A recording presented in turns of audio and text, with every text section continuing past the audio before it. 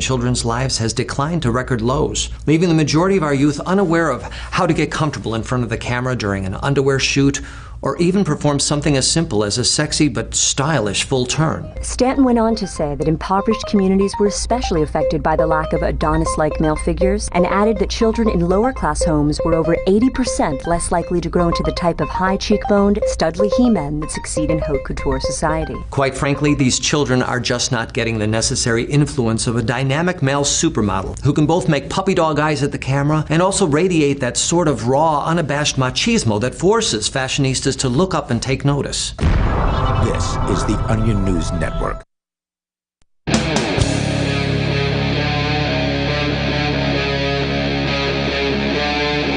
Free Talk Live. Hey, it's Free Talk Live. Welcome to the live Saturday episode of the program. You can join us here and bring up whatever you want to discuss. The number to do that, 603-283-6160. That's 603-283-6160. Here in the studio tonight, it's Ian. And I am an extremist. Good to have you here, extremists. That's what we're starting tonight is... At least according to the government. Yeah. The FBI apparently has released, or not on purpose, somebody leaked it. They leaked it. What is labeled as for internal use only, although it is unclassified, law enforcement sensitive. Well, it got out, and it's a document that Project Veritas apparently released, and there's been some news coverage about this. What they're showing is what they're calling domestic terrorism symbols. Ooh, symbols. Watch out for those. Or what might be considered domestic terrorism. They do point out here in their summary that the use or sharing of these symbols alone should not independently be considered evidence of MVE presence. That stands for militant violent extremists. Militant violent. Like, isn't that redundant? If you're militant, doesn't that make you violent? Well, maybe militant. I don't know. Does militant mean you're organized? What would be the difference between those two? That's a great question. If only there were a device. Or affiliation, or serve as an indicator of illegal activity, as many individuals use these symbols for their original historic meaning or other nonviolent purposes. So they do have that disclaimer in here, and I think it's, to be fair, not that we need to be fair to the FBI, considering that they're trying to put some of our co-hosts, including me, in prison for the rest of our lives. Yeah. But to be fair, that disclaimer is there. And pigeonhole a whole bunch of other people because, while they may have a little disclaimer in there, it's a little disclaimer, right? The big pamphlet thing that I saw, the image that I saw, just contains a list of symbols and other things that you might watch out for that make you think that, hey, if somebody is saying, doing, or showing these things, they're an extremist.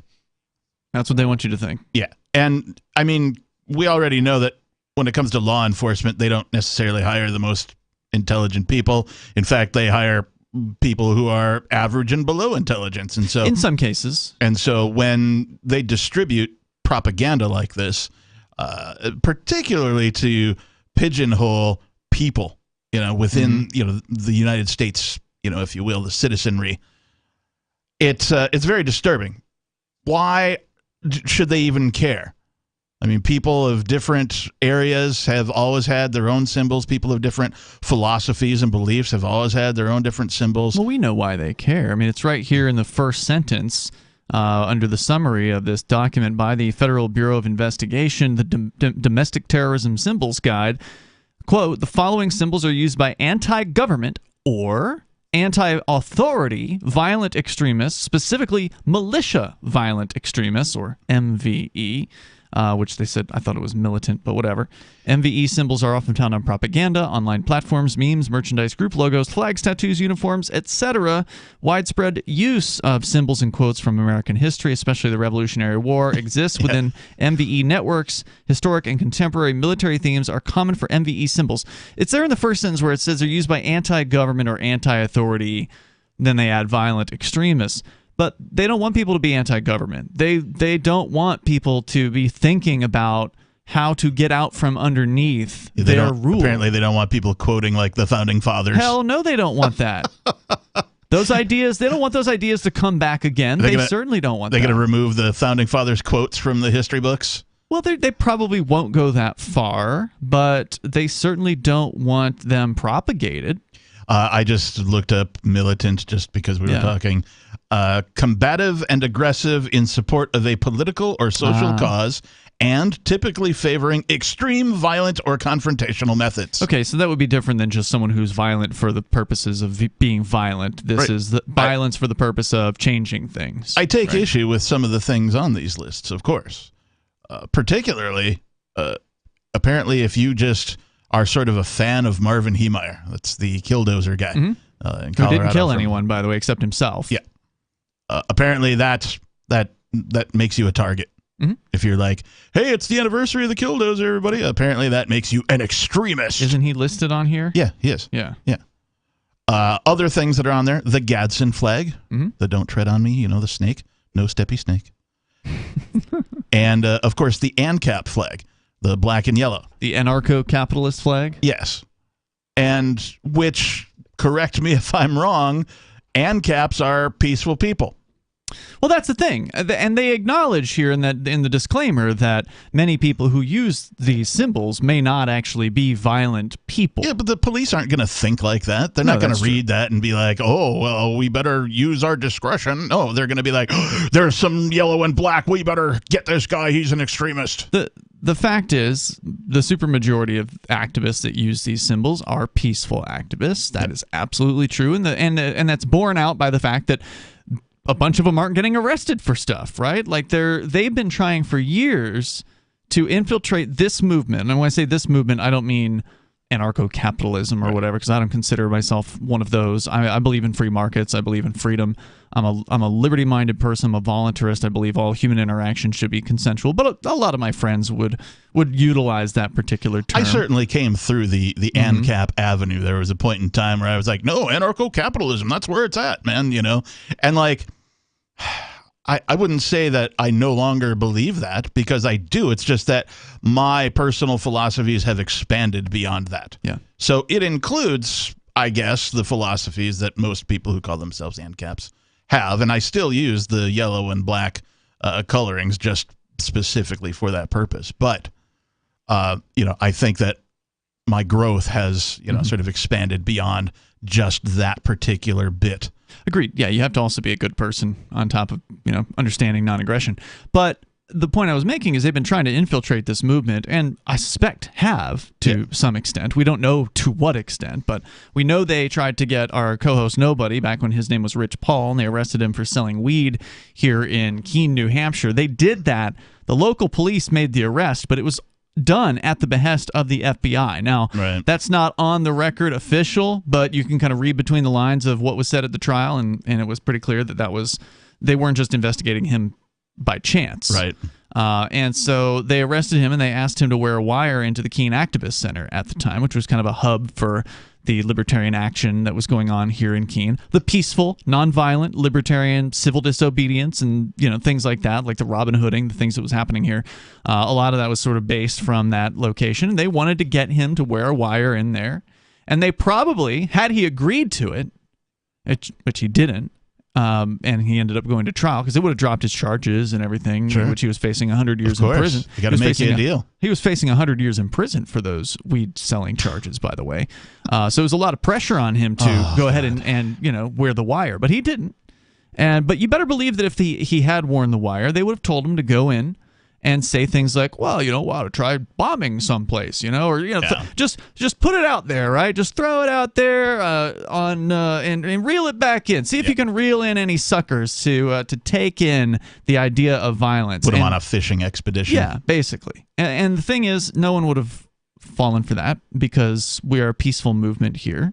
There's no violence being planned. And so if there were, they would have gone ahead and ginned something up like they did with the guys that allegedly wanted to kidnap the governor in Michigan, Right. like they did with the 200-plus different quote-unquote terrorists, which were a bunch of patsies that they duped basically into angering them up to the point where they were willing to put a fake bomb somewhere in a van or whatever, and then they pretended like they busted some big bad terrorists, and it was actually the FBI that created that whole situation in the first place. They can't gin something like that up here. They've had 20 years almost in New Hampshire to do their best to send in their best undercover agents or informants or whatever, and they've absolutely failed because this is a peaceful movement. So instead, they've charged us with victimless crimes in regards to Bitcoin, because that's all they got. I was just going to say, it reminds me exactly of Bitcoin, because Bitcoin has been under attack since its inception, not only by governments, but of course by banks and hackers galore, because it has value. And, it hasn't fallen. And peaceful people, I think, will stay peaceful people, because that's the core of what they are. We will continue here, and of course, your calls and thoughts are welcome. More on the FBI's attack against peaceful activists, saying they're potentially violent. Do you feel like your nation, state, or community no longer holds your values? Have you dreamt of a place where people agree that liberty is important and are free to pursue their projects so long as they respect the property of others?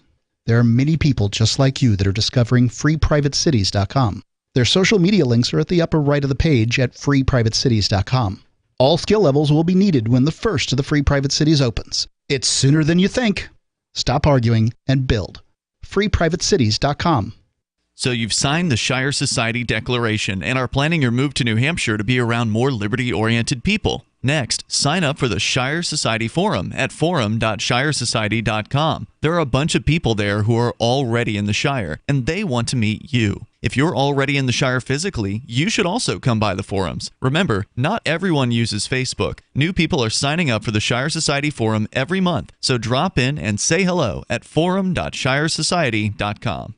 Brute force, intransigent defiance, adamantine will. These are the hallmarks of the AI tank. These gigantic machines have the firepower of an army, but they also have their own sense of honor and duty. When the world breakers arrive, battle will be joined, planets will shake, and war and peace will never be the same again. World Breakers. Stories from David Weber, Larry Correia, and more. Available August 3rd from BaneBooks.com.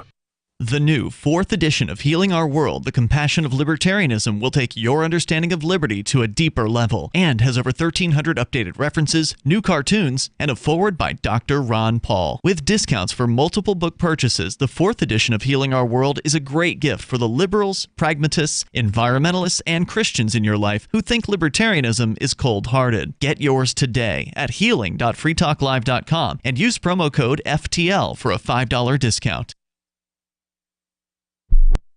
On Free Talk Live, we're bringing people to the ideas of liberty every day. From wrestling superstars like Glenn Jacobs. You guys really are having an impact, I believe. Like I said, a lot of where I am now is due to listening to Free Talk Live. You changed my mind on some very important issues years ago. To random people tuning in on the radio.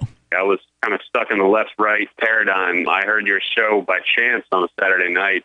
From there, I went on, joined the Free State Project, and become an amplifier. So, I mean, that's really the reason why I amp is because I know that if it wasn't for you guys being on as many stations as you are, I never would have found the ideas of liberty.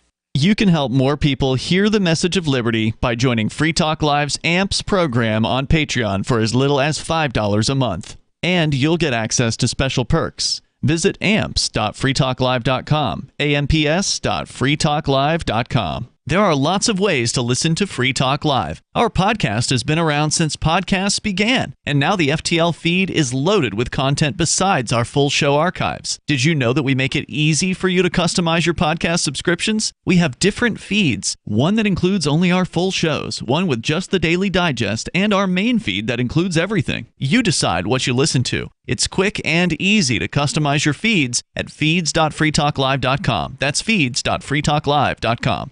Are you tired of your taxes funding endless occupations around the world? Antiwar.com is run by people who understand that wars abroad become wars at home, wars on our freedoms. Antiwar.com is dedicated to bringing you the latest in news, views, interviews, and reviews from the top movers and shakers in the anti-occupation movement. Antiwar.com has it all, from thorough foreign policy analysis to interviews with whistleblowers who used to run the military-industrial complex. Anti-war, pro-free market. That's antiwar.com.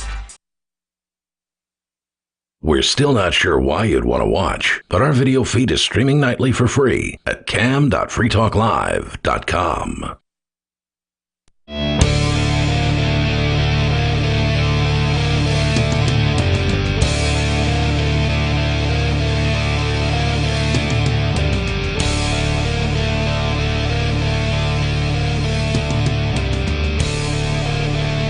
It's Free Talk Live. You're welcome to join us here. Bring up whatever you want. The number is 603-283-6160. That's 603-283-6160. Joining you here tonight, you got Ian. And the Reverend Captain Kickass is also here. So, as we've been paying attention here on the show to the economy for a long time, we know, and you probably know, that things are pretty shaky as far as the economic circumstances, not just in the United States, but all around the planet. The government, of course, continues to print money out and devalue whatever dollars you might have in savings. Another $1 billion in arms to Ukraine for whatever reason. Is that another thing recently? Talked about that last night. A total of $8.8 billion now, I believe, just in armaments. Wow. Of course, supply chain breakdowns. Many of us have experienced that. Labor force on the sidelines, ever-increasing interest rates. It's a perfect storm for pushing the U.S. economy over the edge. And as inflation is now surpassing another 40-year high, the U.S. dollar continues its fall from grace. Right now, savvy investors are diversifying into gold and silver. And you can also own the most stable assets in recorded history with BullionMax.com. It's a brand new sponsor here on Free Talk Live. We heard about him actually the first time when Ron Paul came on the show, because he's like their new spokesman, basically. Right. BullionMax.com is a direct-to-consumer precious metals retailer who can help you diversify into gold and silver. It's security for your family in times of crisis. You can buy direct from BullionMax.com without talking to a salesperson, and then your precious metals ship fully insured directly to your home. It's fast and easy, and Free Talk Live has a special offer to get you started. You can get BullionMax.com's Silver Starter Kit at employee pricing. You just go to BullionMax.com/FTL, like Free Talk Live. And the kit includes 5 ounces of the most desirable silver products to invest in, including a 2022 Silver American Eagle, and those are a little more pricey than your average ounce of silver, a Buffalo Round, and a Buffalo Silver Bar. This offer is limited to just 1 per household, so you can get yours now by going to BullionMax.com/FTL. In fact, I'm excited to have a big company that is really into gold and silver like that. You know what I really like about their advertisement there? Is the without talking to a salesperson part. You can just go to their website, BullionMax.com/FTL, and get it done. One of the things that I don't like about many businesses, not just gold and silver dealers, that kind of a thing, upselling, is in this economy, right? Whenever the economy starts to go bad, the hiring of salespeople goes through the roof because everybody is ramps up their sales organizations because they got to sell more to make up for the bad economy. And so I just hate high pressure salespeople. Yeah, it's the worst. No one likes that experience. Yeah. But that's what you get when you start hiring more salespeople, because you got to account for particularly all the businesses that closed because of COVID or whatever. So if there's businesses that survived all that crap, they're behind the ball now, and so they got to ramp up their sales force, and you're gonna get a bunch of people who want to make that commission and start putting the high pressure tactics on people. It's just gonna happen. So I really appreciate that part. Yeah, so welcome to BullionMax.com/FTL. You can go there to get started, and we'll, of course, take your calls and thoughts about whatever's on your mind. You can join us here.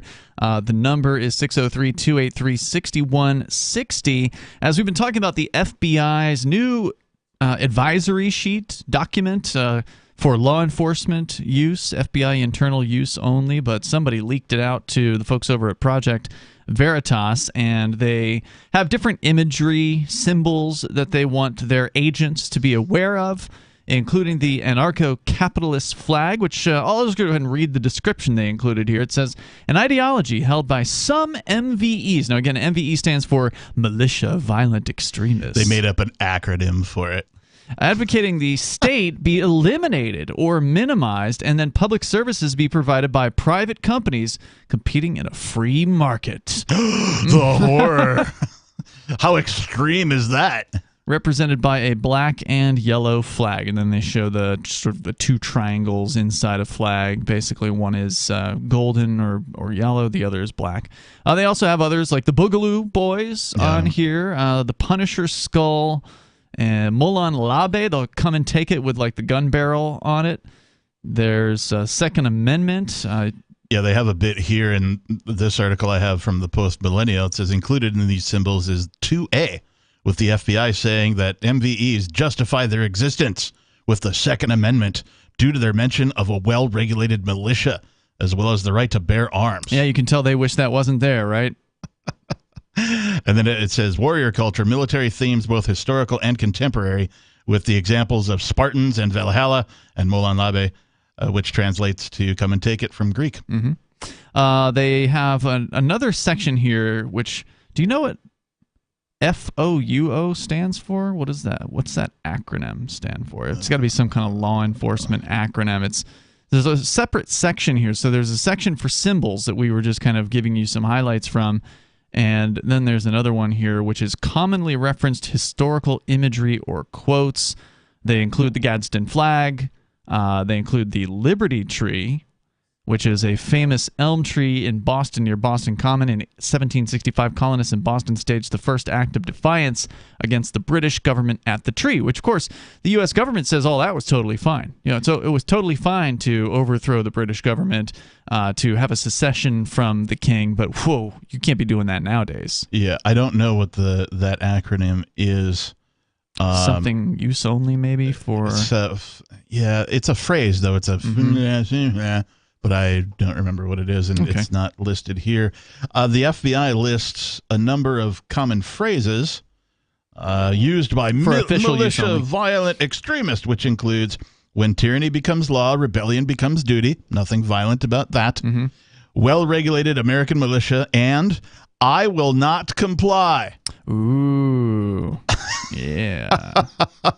Oh, okay. That's on the backside. I didn't even look at that one. The document also lists a number of people they say militia violent extremists have deemed as martyrs, which includes Ashley Babbitt, who was shot and killed by police inside the Capitol building on January 6th, as well as Vicki Weaver, who was shot and killed by the FBI during the siege of Ruby Ridge in 1992, as well as Marvin Heemeyer, made famous during the infamous 2004 Killdozer incident. No, don't forget Duncan Lemp, who was shot to death in his home by the police for no reason whatsoever.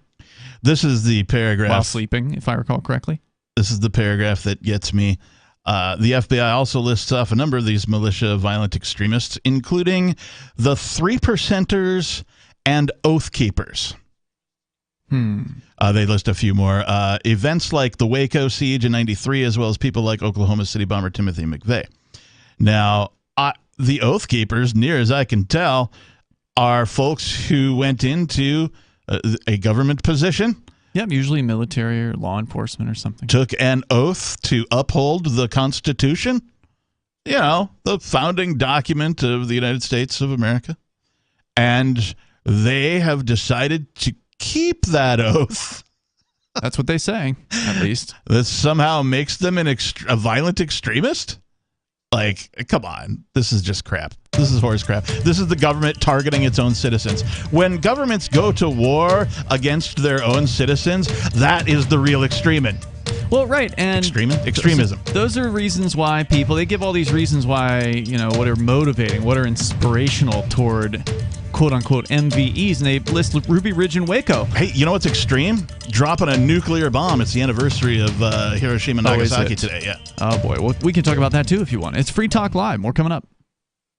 Free Talk Live's video archives have been on LBRY for years. LBRY is an uncensorable, decentralized, blockchain-based media sharing protocol, and we're big fans of it here on Free Talk Live. In 2020, LBRY launched Odyssey, a video sharing website to compete with YouTube, and it's really taking off. Now with over 1 million channels, many of whom are disaffected YouTube creators. During YouTube's crackdown for not towing the government line on COVID, the Free Talk Live YouTube channel started receiving strikes and could be completely taken down at any moment. Thankfully, Odyssey started offering live streaming, so we're now streaming live every night and posting our video archives permanently to Odyssey. You can watch live or anytime on our Odyssey channel by visiting video.freetalklive.com. If you want to go all in, download the desktop app at lbry.com, and then every video archive you watch, you'll help seed and keep it online forever. At minimum, we ask you visit video.freetalklive.com and follow us on Odyssey today. video.freetalklive.com.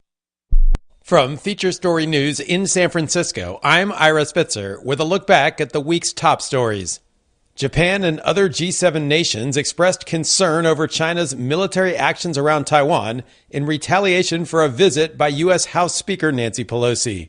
FSN's Patrick Falk has the details. Well, the state-run Global Times has been detailing extensively what the military actions are about and what weaponry and other assets have been deployed. And one of the things that's talked about today is how the missiles that were fired from China over Taiwan the day before showed that China had the ability to hit targets in the Philippine Sea like aircraft carriers that may try to intervene. That was without a shadow of a doubt a reference to the USS Ronald Reagan, which has been ordered by the Pentagon to remain in that area to monitor the situation. It is expected to remain tense in the coming days. Separately, reports are saying that Chinese Foreign Minister Wang Yi cancelled a face-to-face meeting with his Japanese counterpart, Yoshimasa Hayashi, on the sidelines of an ASEAN gathering in Cambodia after the G7 issued a statement expressing concern about Beijing's threatening actions. Russian Foreign Minister Sergei Lavrov said Russia is ready to discuss a prisoner swap in the case of a detained American basketball star. It came a day after two-time U.S. Olympic gold medalist Brittany Griner was convicted to 9 years in prison in Moscow on drug charges. FSN's Gabriel Fahmy reports from New York. The swap would involve a Russian arms dealer considered one of the world's most prolific. Victor Bout, nicknamed the Merchant of Death, is serving a 25-year sentence in the U.S. for conspiring to kill Americans. The White House came out publicly to offer the swap in recent weeks, but Russia had long said legal due process had to be completed first. The negotiations would take place through a special channel set up by the two countries' presidents. Griner was arrested last winter in Moscow after officials found cannabis oil in her luggage. Her lawyers have said they will appeal her sentence, which might extend the process further. 3 more ships carrying grain left Ukrainian ports. It's the second time ships have left the area under a UN-brokered deal with Russia to address the global food crisis. FSN's Sarah Walton reports. The 3 ships were granted permission to leave ports on the Black Sea by a joint coordination centre run by both Ukrainian and Russian officials, as well as the UN and Turkey. They'll be inspected in Turkish waters before being unloaded at ports in Turkey, as well as Britain and Ireland. It's estimated some 20,000 tons of grain was trapped at Ukrainian ports following Russia's invasion in February. The blockage left some countries reliant on exports from the region facing starvation and added to rising food prices across the world. The first ship to set sail under the new deal left on Monday, bound for Lebanon. From Bureaus Worldwide, this is FSN. You can help spread the ideas of liberty with our Patreon for just $5 per month at amps.freetalklive.com.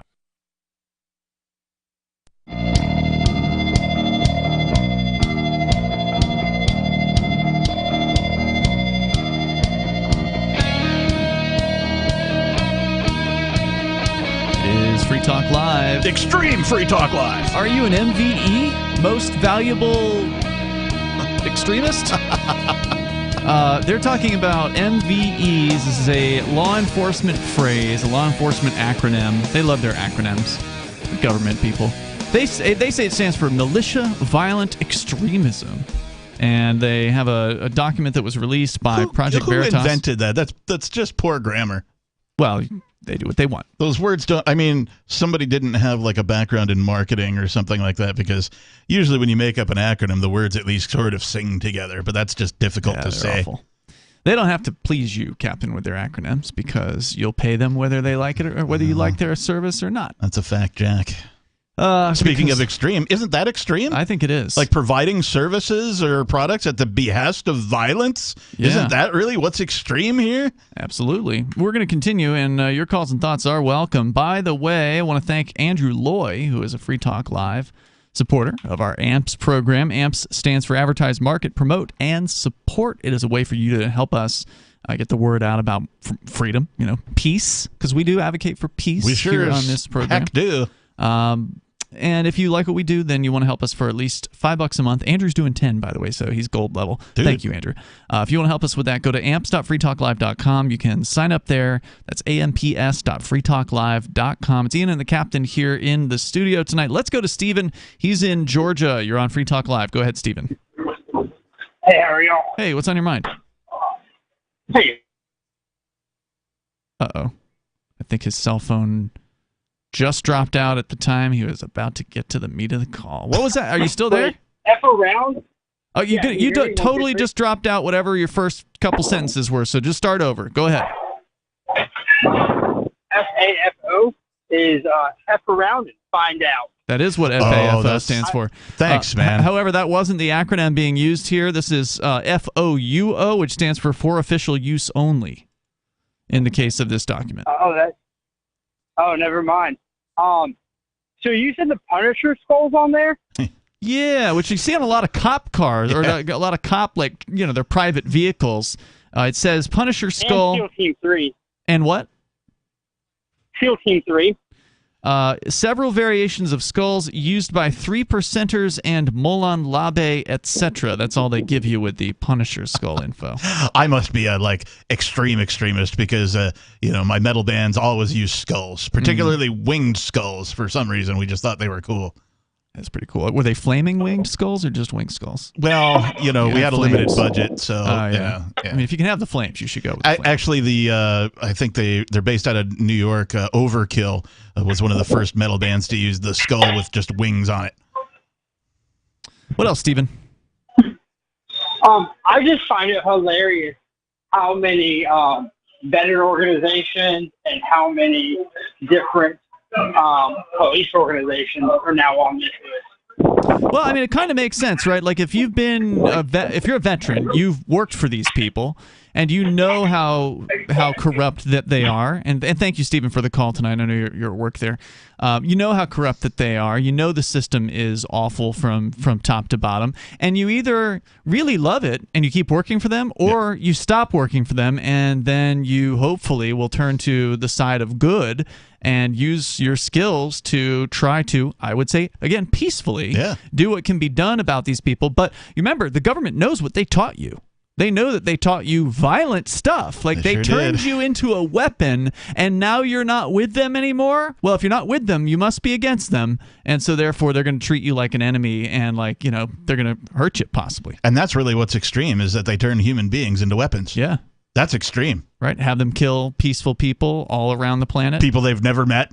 Probably will never meet, because some politicians, some guys in suits have a disagreement because they're cowards and won't go fight their battles themselves. Well, and if you want to comment on the MVE thing, feel free. I mean, I feel like we've covered the document here, but you mentioned just briefly before we went to one of the breaks that today is the anniversary, and you did double check. 77 years, was it? 77 years ago today. That they dropped the bombs on Hiroshima and Nagasaki, killing God knows how many peaceful people. I was reading a Twitter thread earlier today, which is what brought it to mind, and the thing was full of people just going, well, no, dropping the bomb was absolutely necessary. You don't understand the pressure that the president was under, blah, blah, blah, blah, blah, this, that, and the other thing. The estimated totals, had we not dropped the bomb, were something like blah, blah, blah, blah, blah, which would be way more than what the actual death total of the bombs were. And it's like, you don't know that. They're called estimated for a reason.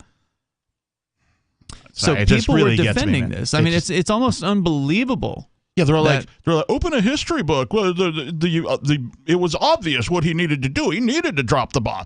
And it's like, no, it was not necessary. The whole war was unnecessary. Well, that's true. The American, in fact, all of the wars the quote United States unquote has fought have been wholly unnecessary, and I believe, correct me if I'm wrong, maybe with the exception of the Revolutionary War. Okay, but I believe, correct me if I'm wrong, that all of these wars were started under false pretenses. Yeah, I don't know which ones weren't. I mean, all wars are lies. There's lies all over the place from all sides. And you what don't else, know what's true. And what else is extreme is an organization that's based on violence and coercion, taking money from a whole bunch of people without their consent and using it to drop bombs, whether it's Hiroshima and Nagasaki, or it's somewhere in the Middle East, or it's arming Ukraine or whatever. That is extreme. Peace is never extreme. The innocent life that suffers underneath this, these bombs being dropped, and nuclear style weaponry, basically, atomic weaponry that wiped out mostly innocent life. I'm sorry, just because there are people who live in a country, a plot of land on a map that is run by psychopaths, and they all are, okay, just so you know, the people in the United States government, the Russian government, the North Korean government, the Japanese government, you name it, today, they're all psychopaths. They're sick people.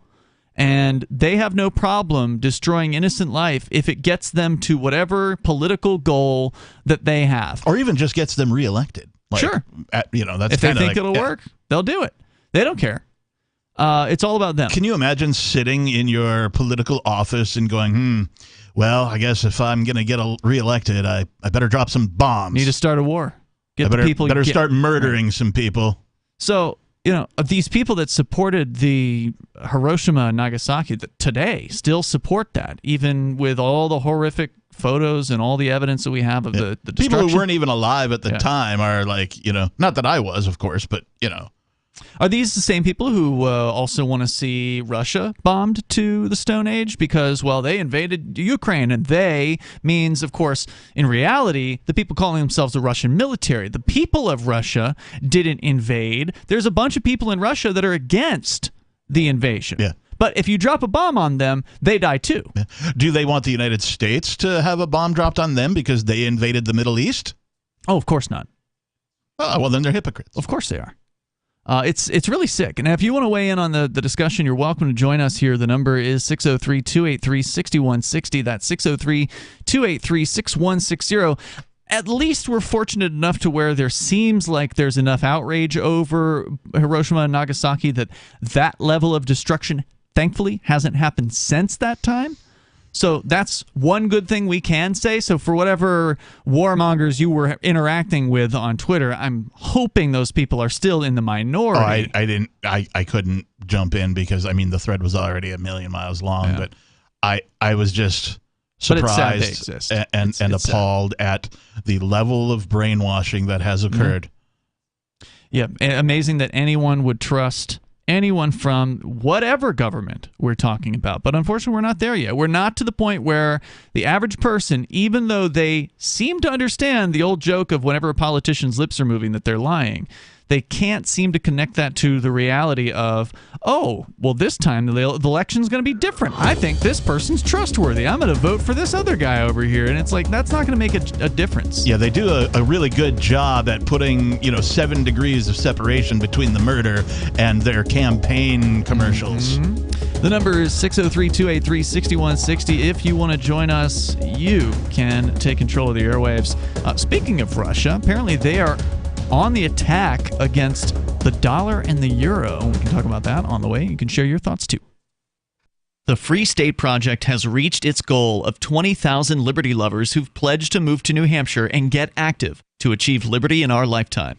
Perhaps you're trying to figure out what part of New Hampshire should be your destination. If so, consider Keene. You'll find more than 150 reasons to move to Keene at move.freekeene.com. Keene is famous for its historic, publicity-generating activism, as well as being the liberty media capital of the world. It's home to freekeene.com, New Hampshire's destination for liberty activism, news, and opinion. For years, we've been compiling over 150 reasons to move to Keene at move.freekeene.com, where you'll learn about some of what's happening here and what makes Keene a great place to live. If you love liberty, you'll probably enjoy anywhere you end up in the Shire. But do your due diligence first. Please visit move.freekeen.com for the full list of over 150 reasons to move to Keene. That's move.freekeen.com. I'm a little obsessed with My Magic Mud. Several years ago, I met Jessica Armand, the founder and CEO of My Magic Mud, and I didn't even know my teeth were coffee stained. A week's worth of use convinced me, and now I use it every 3 or 4 days. It's clinically proven to whiten teeth, and I think it cleans better, too. My Magic Mud's available at most local health food stores, Sprouts, Natural Grocers, CVS, Walmart's Natural Beauty Aisle, but I can get it for you for 20% off with coupon code FTL20 at mymagicmud.com. FTL20 mymagicmud.com. What if you want to hear the latest episode of Free Talk Live, but all you have is your phone, you forgot to download our archive, and you have no data connection? You can call our Listen line at 641-793-0191. That's a long-distance number, so you may incur charges. If not, listen as long as you want. 641-793-0191. The Free Talk Live Listen line, 641-793-0191. This is Michael Dean from the Freedom Fiends. I've run websites since 1996 and have used over a dozen web hosts in that time. AgristHosting.com is the only one that hasn't broken my heart. Agrist Hosting's uptime and service is stellar, and their DDoS mitigation is the best I've seen. That's important because if you tell the truth in this world, you'll ruffle feathers. And some people will try dirty tricks to silence your voice. No matter what the haters hit us with, Agrist Hosting keeps our websites online. If you have a mission-critical commercial presence or a world-changing activism site, you cannot tolerate any skullduggery. So go with agristhosting.com. Have a WordPress or blog site, but you're not satisfied with performance or uptime? Or just want raw hosting? Want to pay with Bitcoin? Agrist Hosting specializes in high-performance hosting with personalized service. Go to agristhosting.com and click on the button that says Get Hosted. That's agristhosting.com. Tired of cancel culture? Sick of mega tech corporations holding an axe over your head? Join the LRN.FM Matrix chat server. It's self-hosted, so no one else can tell us what to do or say. Don't like the existing channels? You can make your own. You can even connect into some of our channels from other Matrix servers. It's federated. For the full LRN.FM Matrix experience, though, you should join our server via the step-by-step instructions at chat.lrn.fm. Chat.lrn.fm. There are basically 2 types of advertising, direct response and branding. Radio's great for direct response with its low cost to listener ratio, but audio can't be beat for branding, which is a longer-term endeavor. You want to be the first thing that someone thinks of when they think about your product or service. If you have a local business that you want kept top of mind in your community, call the station. If you need national reach, Free Talk Live's got around 200 radio stations, millions of monthly listening sessions, can suit all budgets, and if we don't think we're right for you, we'll tell you. Email me, mark@freetalklive.com. Yep, we still do email. Drop your email address in the entry box at freetalklive.com, and you'll be kept in the loop with Free Talk Live.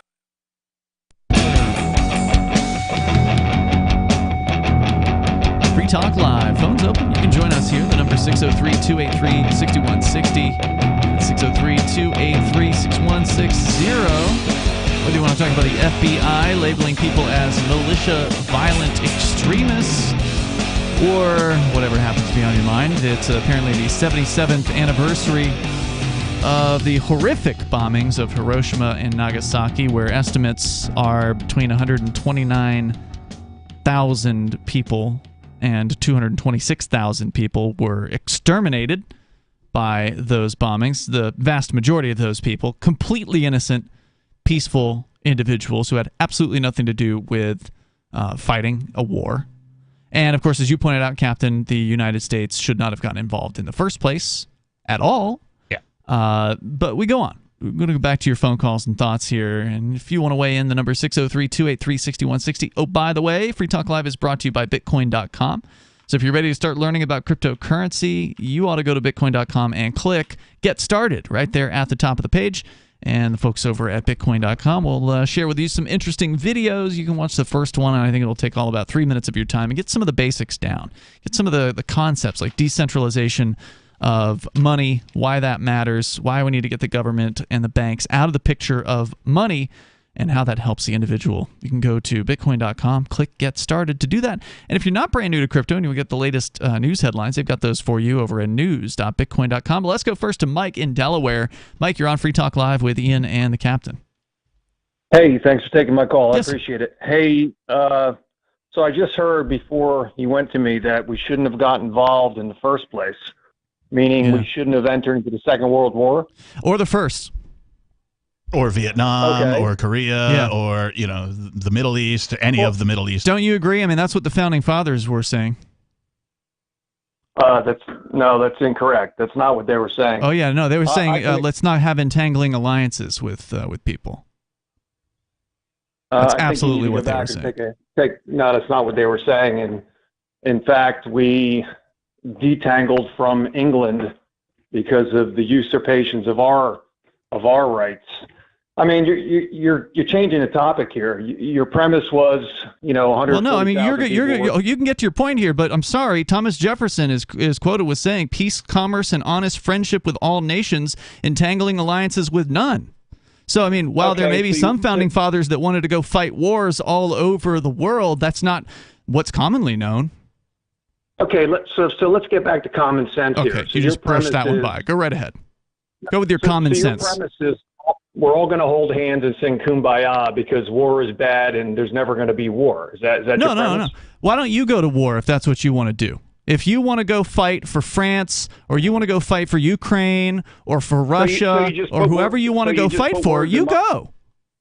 So you just put words in my mouth and said I'm a warmonger. Is that what you're doing? No. You said you want to hold hands and go kumbaya, and I'm telling you what I just want is for you not to force me to pay for military adventurism. That doesn't mean that I don't support defense. If somebody wants to come over here and attack New Hampshire, we got more machine guns per capita than anywhere else in the country. I think we'll do just fine. Well, what happened at Pearl Harbor? You want to know what happened at Pearl Harbor? It was the United States federal government that manipulated the Japanese to attack Pearl Harbor. That's absolutely public. You can look up the McCollum memo. So we made them attack us. Is basically, that yeah, they wanted an excuse to get the American people all hot and bothered, and to give them an excuse to go to war. Foaming at the mouth. Okay, how about 9/11? How about 9/11? The same thing. What the hell does that have to do with the government of the world? Well, wait a minute. You just told me that we manipulated Japan. Did we manipulate Saudi Arabia to attack us on 9/11? I don't think there's any evidence that the government of Saudi Arabia was behind the 9/11 attacks. I mean, there's a lot of conspiracy theories out there about that. Well, wait a minute. Hold on. Public evidence is 19 of the 21 hijackers were from Saudi Arabia. Did they invade Saudi Arabia afterward? So did they? So we never fight a war. Is that your premise? Again, I have no problem with defense, but going over into another country and messing with other people is completely against what the United States was supposed to be. Yeah, the U.S. government was supposed to be peaceful. There wasn't even a standing army in the Constitution. You do know that, right? Yes, that is correct. Okay. That is correct. Right. There was a Navy. And I'm not... but that was it. I'm sorry. Yes, we had a Navy. Yeah. I'm not arguing that war is a good thing, and I agree with you that most wars we should stay the hell out of, and we have a huge war machine that just gets the top 1% richer. I agree with all that. Sure, that's true. But there's always a time and place for defending your country, and there's also a time and place where you have to make a strategic decision. I don't agree with you about World War II. There was lots of games played by the Kennedys et al. There's lots of evidence to that they were hiding what was going on there for 10 years. But when we made the decision to go there... You made the decision? And we're at the point... I said when we, as a country, our leaders made the decision. We didn't make the decision as a country. Because I wasn't around. It was a bunch of politicians that made that decision. That's correct. Yeah, that's not Let me finish my point. Okay. Well, you're a citizen of this country, No, right? I'm not. Prove it. Oh, okay. So now we're... I don't think you're a citizen of the country. What's the definition of a citizen? Wow, we're in fantasy land. No. I'm asking you a question. You said you believe in citizenship, so tell me the definition of it. If you are one, you can certainly define it, right? Right. So how many genders are there? Are there 65 genders? I don't know what you're talking about, dude. Why don't you answer the question? What's a citizen? You're the one who brought it up, so what is it? It's okay if you don't know. Just admit it. Just admit you don't know what it is. Do you have fun talking over your? I'm asking you a question. Are you going to answer it? That's how a conversation is supposed to work. So you want to get into a semantic of who's a citizen? It's a simple definition. I was born here. It's easy. I was born here. I assume you were born here, and therefore we were conveyed the rights of citizenship under the Constitution. Do you want to get into the tertiary arguments and get off the point? That's certainly what they teach you in government school, but you clearly don't know what the definition of a citizen is. Otherwise, you would just spit it out. Okay, so keep insulting your caller. So let's get back to your point. That's not an insult. It's okay to just admit you don't know something. Yeah, I mean, I don't think less of you because you don't know the definition of citizen. I didn't know it. I could tell you what it is, but we want to see if you know. It's clear that you don't. Huh? How about we argue over the definition of what recession is? We're not arguing. We're not arguing, dude. I asked you a question and you're not answering it. Do you want me to tell you what the definition is? You can look it up in any dictionary. You asked me a ridiculous tertiary question. No, it's not tertiary. You brought it up. You brought up citizenship, and you accused me of being a citizen, and I said, not only am I not one, you're not one either. But you think you are, because that's what the government's taught you your whole life, and you believed it. This is why people have problems with your broadcast. I don't care what people have a problem with, dude. You asked a question about Truman and whether he was right or whether he was... I didn't even mention Truman. Label him. Excuse me? I didn't mention Truman. Yeah, nobody has mentioned the word Truman until you did just now. Oh, so Truman didn't make the decision to drop the bomb on Hiroshima? We were talking about Hiroshima and Nagasaki. We didn't talk about the politicians specifically. You said we as a country dropped the bomb, and I said, no, we didn't drop anything. And then Ian said the politicians made that decision, and then you went on to avert the question. And who was the politician in charge who ultimately made the decision? I really don't care. Who are you a government worker? Do you work for them by any chance?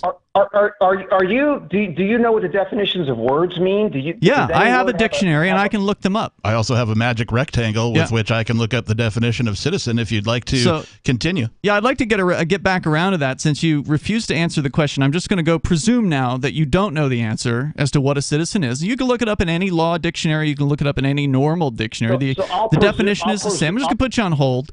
So, maybe if you're not going to listen, Mike, perhaps some of our audience will be able to listen.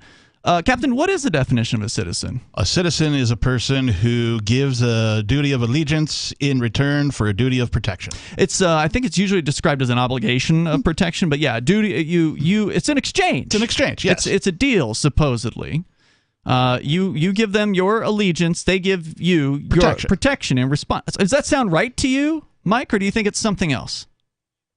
So where is that definition from? Go look it up in any dictionary, dude. I've seen it in multiple places. Try dictionary.com or Merriam-Webster or whatever.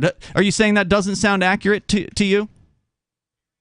What I'm saying is many words have many definitions. And if you're saying that's the only definition of a citizen, then you don't know what you're talking about. So what is the definition? There are many definitions depending on who you talk to. I'm talking to you. Do you want me to respond, or do you want to talk over me every time I talk? I'm talking to you. What is the definition, then? Let's talk about Hiroshima.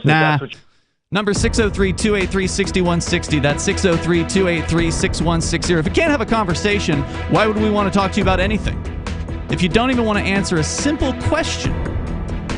By the way, Merriam-Webster, m-w.com, a native or naturalized person who owes allegiance to a government and is entitled to protection from it. Huh, weird. There it is.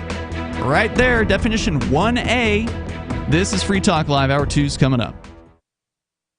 Are you tired of governments murdering people around the world?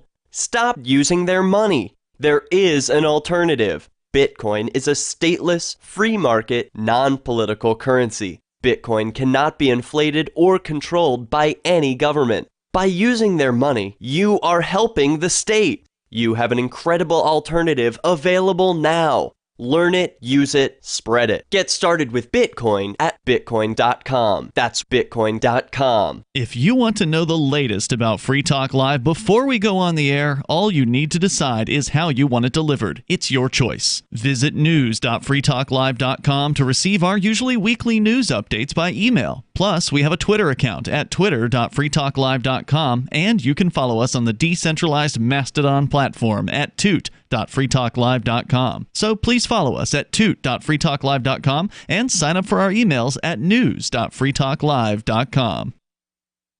Looking for a great real estate investment? Consider New Hampshire, which is ground zero for the Liberty Movement. Your first call should be to Mark Worden from Porcupine Real Estate. He's more than just a real estate agent. He's your New Hampshire concierge. Where are the best places to live? Do you want farm, city, the burbs, or forest? Do you want a duplex or multifamily building so that renters pay your mortgage? There are homes in all price ranges in New Hampshire, and Mark can help with financing too. Invest in liberty and property. Mark Worden can help. PorcupineRealEstate.com. There are lots of ways to listen to Free Talk Live. Our podcast has been around since podcasts began, and now the FTL feed is loaded with content besides our full show archives. Did you know that we make it easy for you to customize your podcast subscriptions? We have different feeds, one that includes only our full shows, one with just the Daily Digest, and our main feed that includes everything. You decide what you listen to. It's quick and easy to customize your feeds at feeds.freetalklive.com. That's feeds.freetalklive.com. You're listening to the live edition of Free Talk Live. Hour number 2 is next after the news here on the Liberty Radio Network at LRN.FM. From Feature Story News in San Francisco, I'm Ira Spitzer with a look back at the week's top stories. Japan and other G7 nations expressed concern over China's military actions around Taiwan in retaliation for a visit by U.S. House Speaker Nancy Pelosi. FSN's Patrick Falk has the details. Well, the state-run Global Times has been detailing extensively what the military actions are about and what weaponry and other assets have been deployed. And one of the things that's talked about today is how the missiles that were fired from China over Taiwan the day before showed that China had the ability to hit targets in the Philippine Sea like aircraft carriers that may try to intervene. That was without a shadow of a doubt a reference to the USS Ronald Reagan, which has been ordered by the Pentagon to remain in that area to monitor the situation. It is expected to remain tense in the coming days. Separately, reports are saying that Chinese Foreign Minister Wang Yi cancelled a face-to-face meeting with his Japanese counterpart Yoshimasa Hayashi on the sidelines of an ASEAN gathering in Cambodia after the G7 issued a statement expressing concern about Beijing's threatening actions. Russian Foreign Minister Sergei Lavrov said Russia is ready to discuss a prisoner swap in the case of a detained American basketball star. It came a day after two-time U.S. Olympic gold medalist Brittany Griner was convicted to 9 years in prison in Moscow on drug charges.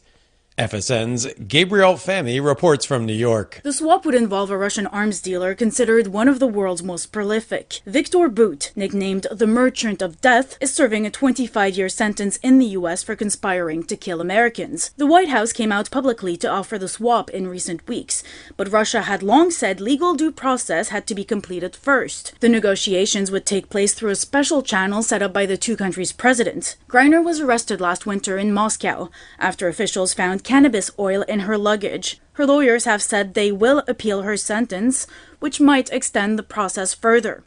3 more ships carrying grain left Ukrainian ports. It's the second time ships have left the area under a UN-brokered deal with Russia to address the global food crisis. FSN's Sarah Walton reports. The 3 ships were granted permission to leave ports on the Black Sea by a joint coordination centre run by both Ukrainian and Russian officials, as well as the UN and Turkey.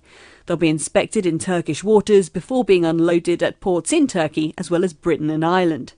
It's estimated some 20,000 tons of grain was trapped at Ukrainian ports following Russia's invasion in February.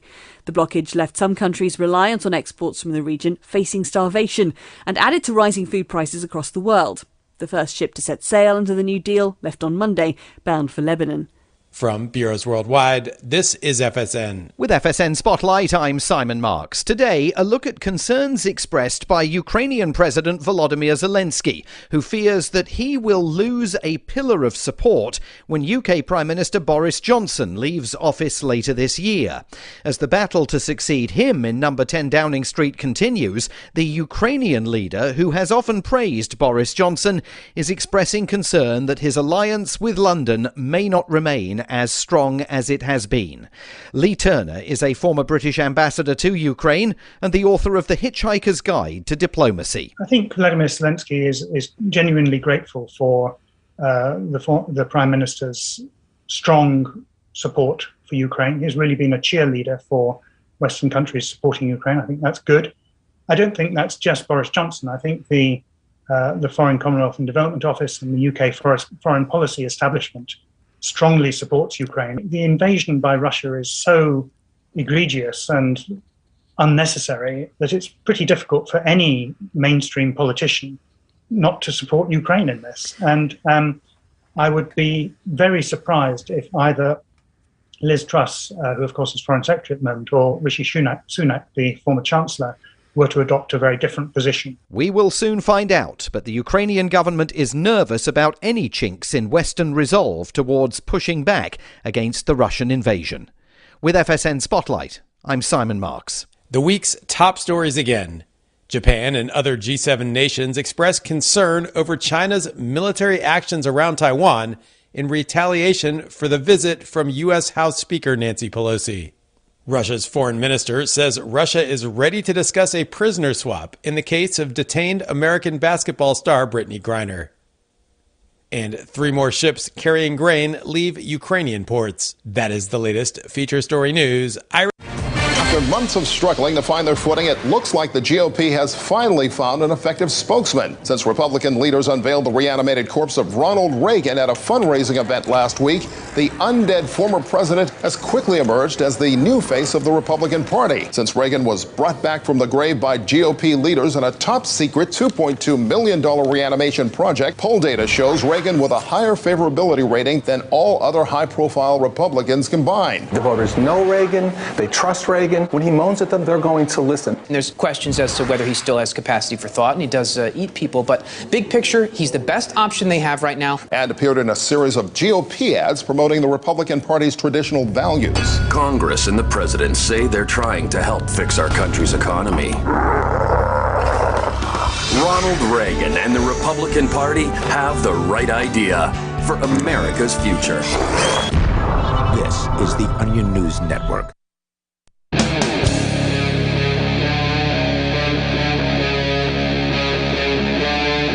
Free Talk Live.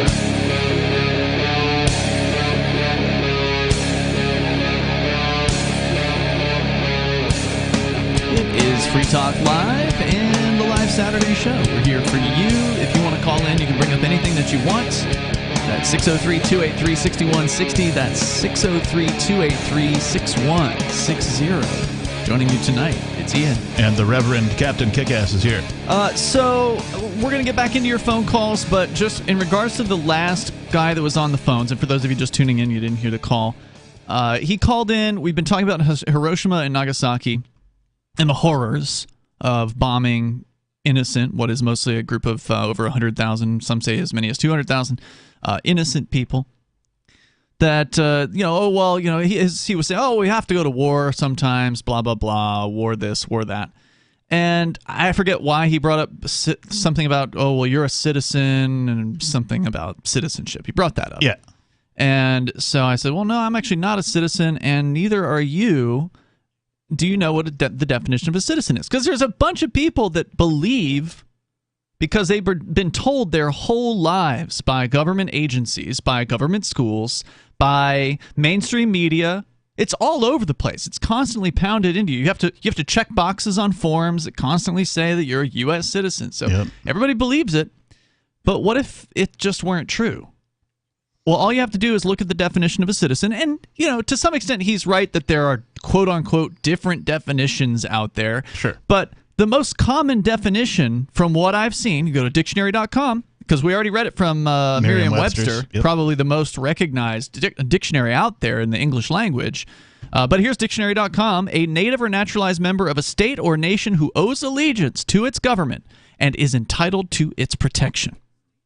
Okay, it's pretty clear. Someone who owes allegiance to a specific government, and that government has some sort of obligation to protect that person in return for that trade, right? Because if that trade, let's say, was broken by one side saying, the government in this case saying, nah, we don't really need to protect you. Oh, okay, well then why would I have any allegiance to you in the first place? Presuming there really was an agreement, and there wasn't, right? Unless you were actually naturalized, unless you actually did immigrate into the United States, where they actually did ask you a bunch of questions, you had to sign a form, and you had to swear an oath, and the average person in the U.S. that was born here, they didn't go through that. Nope, I didn't. I certainly didn't either. So they just issue you a number, and they say, oh, well, congratulations, you were born here, you're a citizen. But not if they aren't obligated to protect you. And the fact is they aren't. So that's all you have to do is look that up. Look up no obligation to protect, and you'll find court case after court case, Supreme Court cases. Again and again and again and again and again, courts have ruled military, police, whatever, have no duty to protect you. That's right. None. Zero. Zilch. They might do it on accident or because they feel like it. I mean, it's not to say that it couldn't happen if you called the police. They might show up and do the right thing, or they might show up and shoot your dog and kill your son. One every hour. But if the thing is, if they don't show up at all, there have been some people who've brought a lawsuit and said, hey, I called 911 while my wife was being murdered and raped, and you didn't do anything about it. Well, guess what? They didn't have to. They go, oh, sorry. Yep.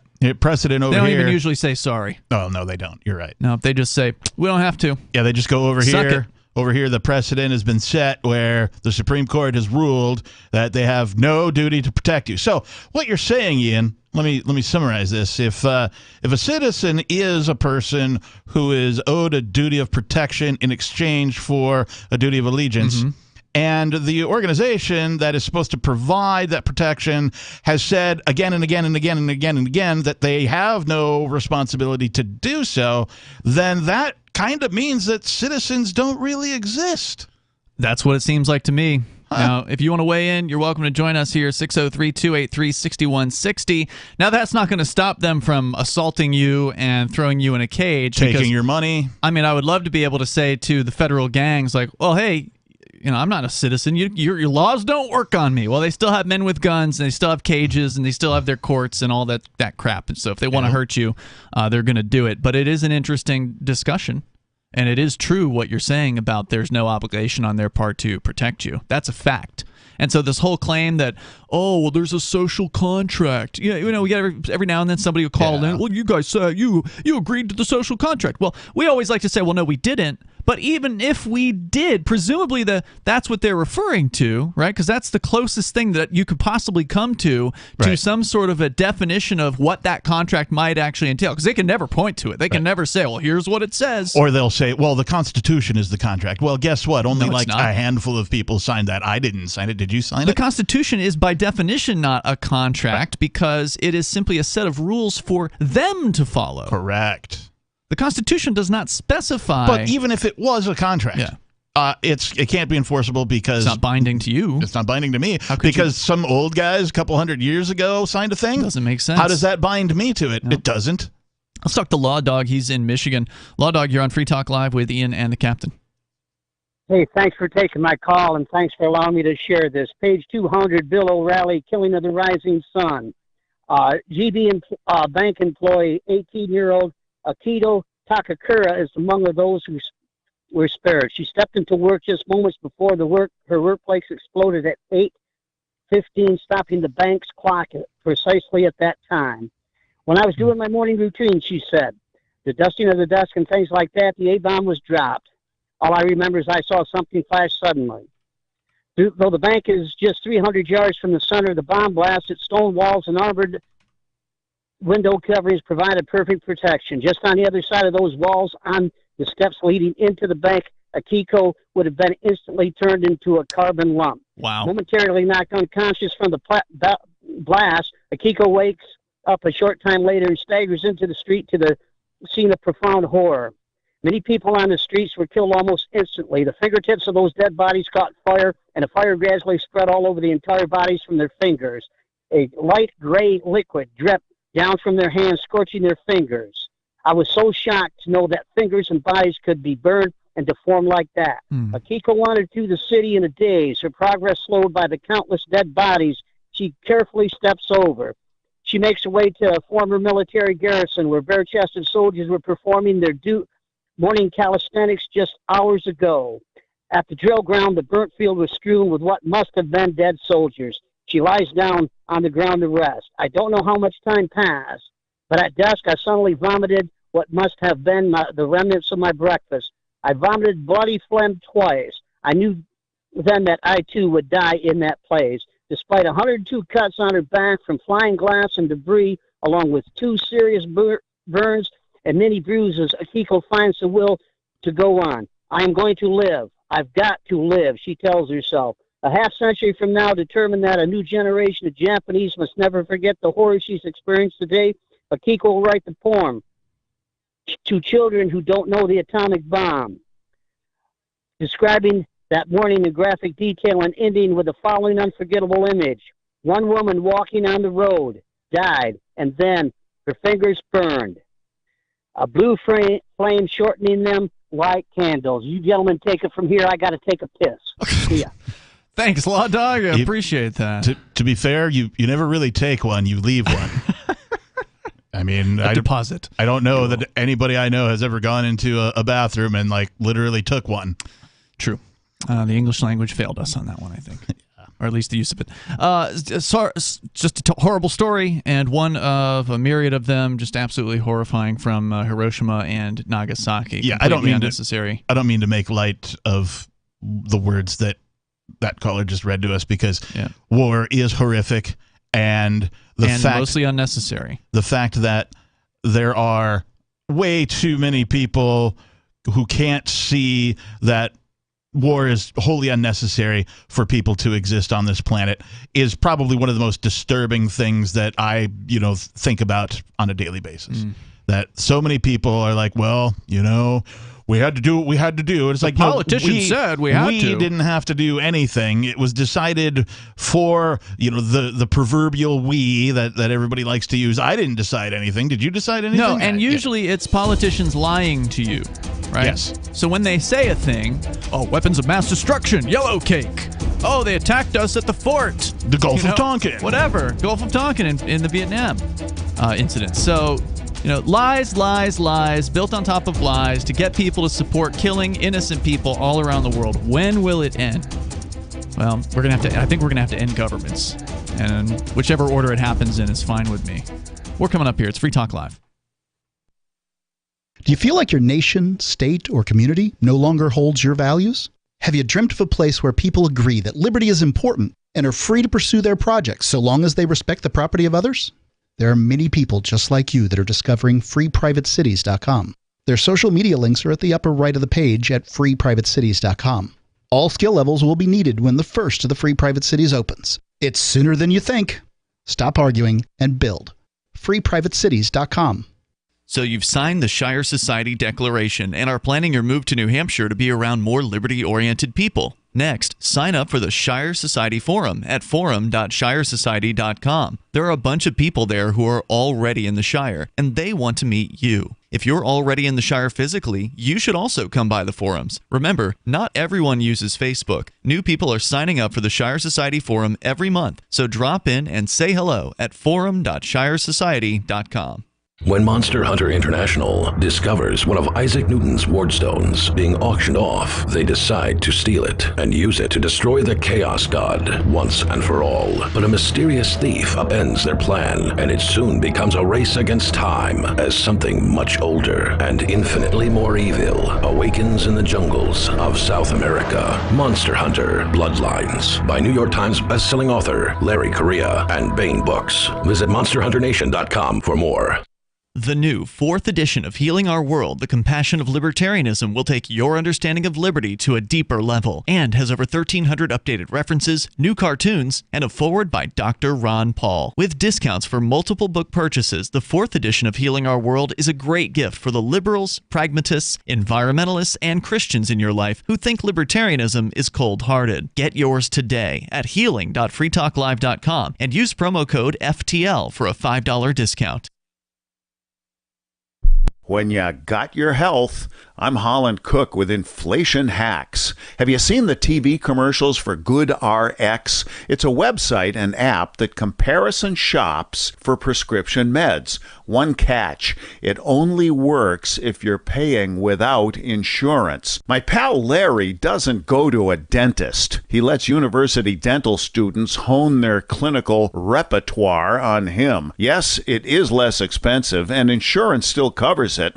One trade-off he's quick to add: plan on spending the whole morning there because students' work is so closely supervised. Because it's a university, he figures he's getting state-of-the-art care. And when I asked about rookie mistakes, Larry said the students are gentle. Just don't let the faculty in there. How are you coping? Post your inflation hacks at andyoucanquoteme.com. What if you want to hear the latest episode of Free Talk Live, but all you have is your phone, you forgot to download our archive, and you have no data connection? You can call our Listen line at 641-793-0191. That's a long-distance number, so you may incur charges. If not, listen as long as you want. 641-793-0191. The Free Talk Live Listen line, 641-793-0191. How many lawyers does it take to change a light bulb? None. They'd rather keep their clients in the dark. There are too many lawyer jokes to count. However, there are some lawyers with more noble intentions. At the Institute for Justice, we bring the light to our clients. We are a non-profit public interest law firm with clear values and principles. At IJ, we fight for those whose most basic rights are denied by the government. Visit our website today at ij.org. Got Telegram? You can follow our channel there and discuss show prep with other listeners at telegram.freetalklive.com.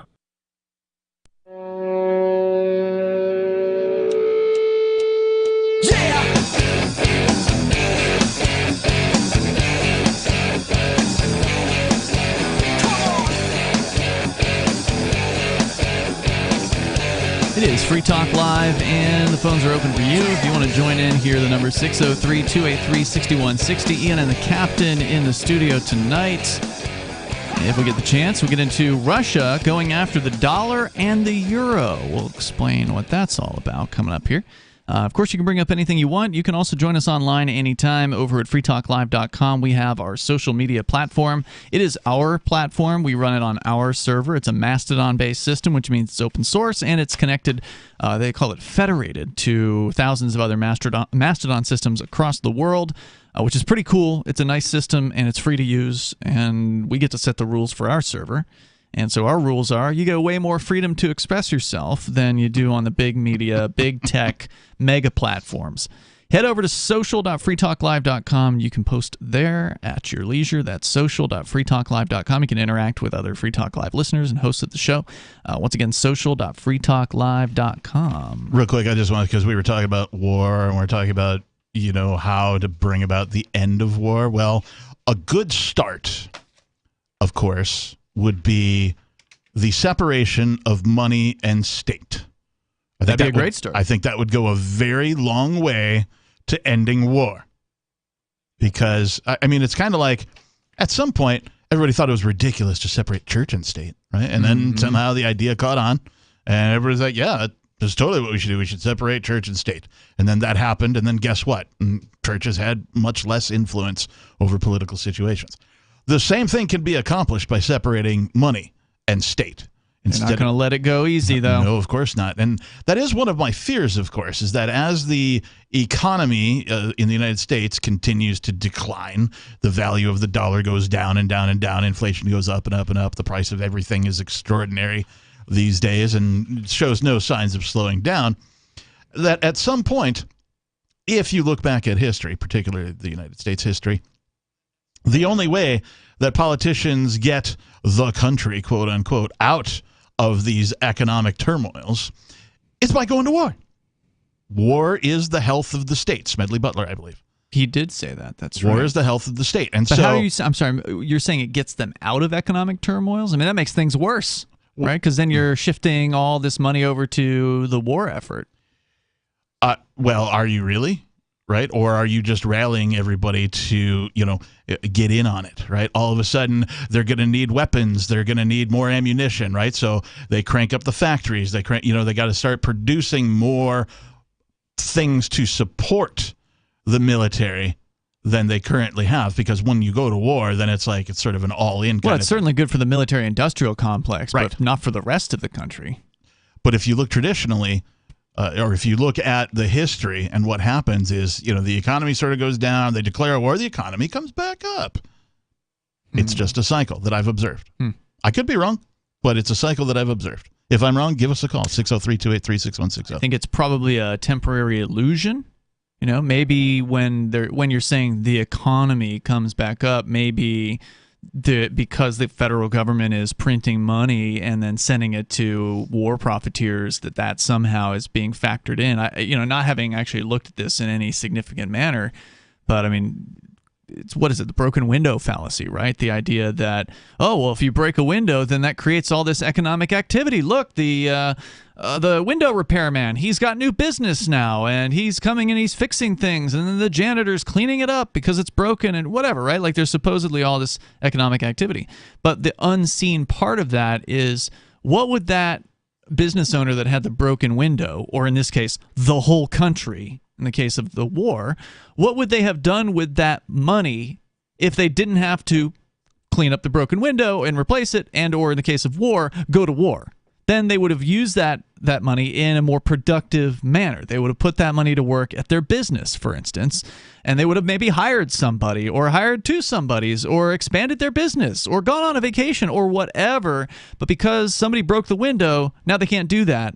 Or because the government went to war, now tax money is, more taxes are being extracted from people, more money's being printed. I don't buy it, Captain. Okay. Yeah.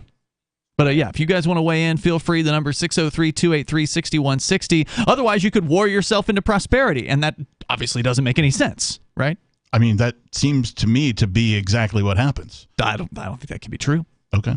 You can share your thoughts here. Gigi is on the line in South Carolina. You're on Free Talk Live. Good evening, gentlemen. Number one, I adore what Law Dog from Michigan read to us. Excellent. Number two, several weeks ago, I called and posed a question, why are American troops located now in Somalia? And Richie Rich gave a wonderful answer. And lo and behold, last night on the BBC, they echoed what he said to me many weeks ago. And what was that? I wasn't here for it. Doesn't want Russia or China to come in and control the Red Sea that empties into the Indian Ocean for trade purposes and oil tankers. And lastly, very much appreciate what both you gentlemen said about citizenship, because I'm thinking, what better example than when President Roosevelt rounded up the troops, and state and local troops cooperated, or we should say maybe collaborated, against Japanese American citizens. Oh, yeah. That's and true. Their property, their businesses, their homes, their cars, their money in the banks were confiscated, and they were put in internment camps. How were they protected when they gave allegiance? Yep. Great point. Excellent right? point. Yeah, and didn't they also round up some Germans too? I know they don't usually get talked about, but it wasn't just Japanese they were rounding up, yes, right? Yes, sir. Yeah. German American citizens. And lastly, please permit me this. I lived in Miami when Elian Gonzalez was kidnapped in the middle of the night, sleeping like a little boy would be in the middle of the night in the home of his family. When Janet Reno gave the okay for the troops to go in and take that child by force and scare the hell out of them, to only send them back to a communist country. It's horrifying. I remember when that happened in the late 1990s. Yes, sir. Disgraceful. Thank you, Gigi, for the call tonight. I do appreciate hearing from you. And I'm glad you brought up the internment of the Japanese. We didn't even touch on that here. And it has happened before, and there's no reason to believe that wouldn't happen again if they wanted to. Yeah, people like to believe that, it won't happen here. It can't happen here, blah, blah, blah, blah, blah. And like if you just... But it did. Look back at the past, you're like, it did and it will again.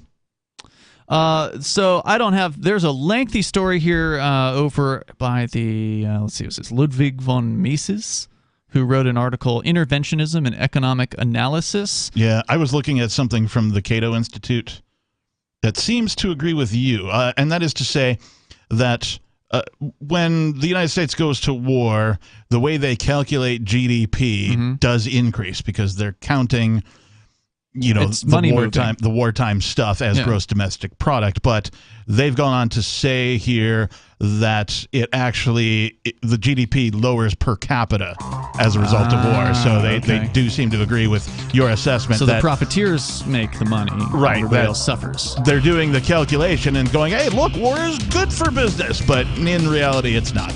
The number is 603-283-6160. This is a really detailed story with the War and Market Economy article. I will post it on our social media for anybody that wants to dig into that. And it's interesting. There's more coming up. You can join us here on Free Talk Live. Join liberty-minded voluntarists, anarchists, and libertarians from June 15th through the 18th for the 7th annual Fork Fest at Rogers Campground in the beautiful White Mountains of New Hampshire. Fork Fest is a fork of the Porcupine Freedom Festival, which sold out in 2022. For 2023, we're going back to where it all started, the weekend before PorcFest. ForkFest is decentralized, which means that there's no ticket cost and no one is in charge. All you have to do to join the fun is reserve your camping site, RV site, or motel room with Rogers Campground for June 15th through the 18th. You can find out more at the unofficial website forkfest.party. You can also connect with other attendees on the ForkFest Telegram and Matrix chat rooms, as well as the ForkFest forum. You can find links to those at forkfest.party. We hope to see you there June 15th through the 18th. forkfest.party. From Feature Story News in San Francisco, I'm Ira Spitzer with a look back at the week's top stories. Japan and other G7 nations expressed concern over China's military actions around Taiwan in retaliation for a visit by U.S. House Speaker Nancy Pelosi. FSN's Patrick Falk has the details. Well, the state-run Global Times has been detailing extensively what the military actions are about and what weaponry and other assets have been deployed. And one of the things that's talked about today is how the missiles that were fired from China over Taiwan the day before showed that China had the ability to hit targets in the Philippine Sea like aircraft carriers that may try to intervene. That was without a shadow of a doubt a reference to the USS Ronald Reagan, which has been ordered by the Pentagon to remain in that area to monitor the situation. It is expected to remain tense in the coming days. Separately, reports are saying that Chinese Foreign Minister Wang Yi cancelled a face-to-face meeting with his Japanese counterpart, Yoshimasa Hayashi, on the sidelines of an ASEAN gathering in Cambodia after the G7 issued a statement expressing concern about Beijing's threatening actions. Russian Foreign Minister Sergei Lavrov said Russia is ready to discuss a prisoner swap in the case of a detained American basketball star. It came a day after two-time U.S. Olympic gold medalist Brittany Griner was convicted to 9 years in prison in Moscow on drug charges. FSN's Gabriel Fahmy reports from New York. The swap would involve a Russian arms dealer considered one of the world's most prolific. Victor Bout, nicknamed the Merchant of Death, is serving a 25-year sentence in the U.S. for conspiring to kill Americans. The White House came out publicly to offer the swap in recent weeks, but Russia had long said legal due process had to be completed first. The negotiations would take place through a special channel set up by the two countries' presidents. Griner was arrested last winter in Moscow after officials found cannabis oil in her luggage. Her lawyers have said they will appeal her sentence, which might extend the process further. 3 more ships carrying grain left Ukrainian ports. It's the second time ships have left the area under a UN-brokered deal with Russia to address the global food crisis. FSN's Sarah Walton reports. The 3 ships were granted permission to leave ports on the Black Sea by a joint coordination centre run by both Ukrainian and Russian officials, as well as the UN and Turkey. They'll be inspected in Turkish waters before being unloaded at ports in Turkey, as well as Britain and Ireland. It's estimated some 20,000 tons of grain was trapped at Ukrainian ports following Russia's invasion in February. The blockage left some countries reliant on exports from the region facing starvation and added to rising food prices across the world. The first ship to set sail under the new deal left on Monday, bound for Lebanon. From Bureaus Worldwide, this is FSN. Our Matrix server is about as free as internet chat can be. Join the existing rooms or create your own at chat.freetalklive.com.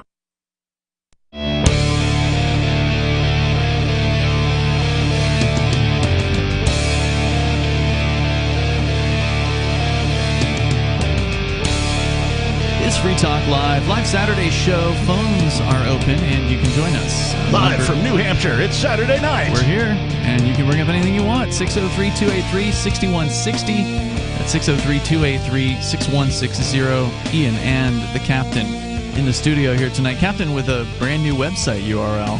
CaptainKickass.com. Yeah, buddy. Got to get that out there. I know. It's a good one. I've said it a couple of times, and I think I even mentioned it maybe last night, too. Because I didn't realize this. This is day 2 of a kick-ass weekend on Free Talk Live. Oh, all kick-ass all weekend. All That's kick-ass right. all weekend. That's Yeah, right. I did last night. I'm here tonight, and I'll be here again tomorrow. Well, that's 50% more kick-ass. It's pretty kick-ass, if you ask me. Let's go to your calls and thoughts here, and then maybe we can talk about a little bit more about this interventionism question on, is it good for the economy?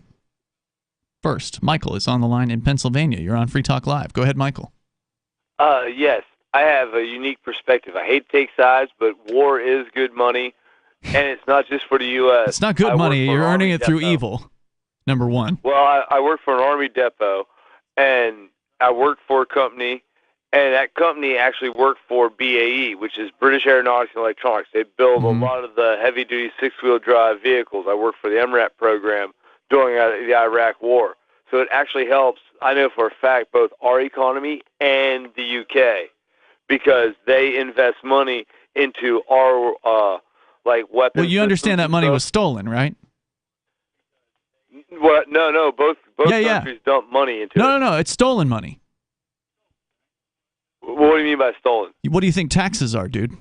Oh, I absolutely agree there. Yeah. Oh, okay. Absolutely. Right. Absolutely. So then, wouldn't you agree that people would be better off economically if they didn't have their money stolen from them and they could buy whatever it is they wanted, or invest in what they wanted, or start a business that they wanted to start, rather than sending it to go blow up in bombs overseas?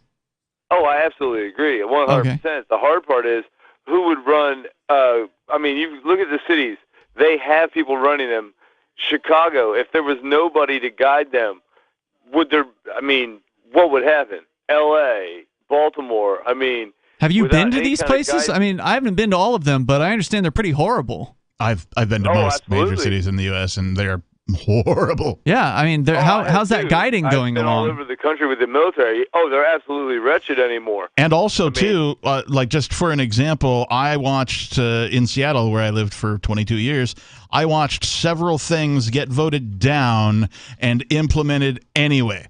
So these politicians certainly pay no attention to what the people of these cities actually want and just do whatever they want anyway. We have the oldest Congress. Absolutely. I live in a state where our governor doesn't even pretend that he cares. They call him King Wolf.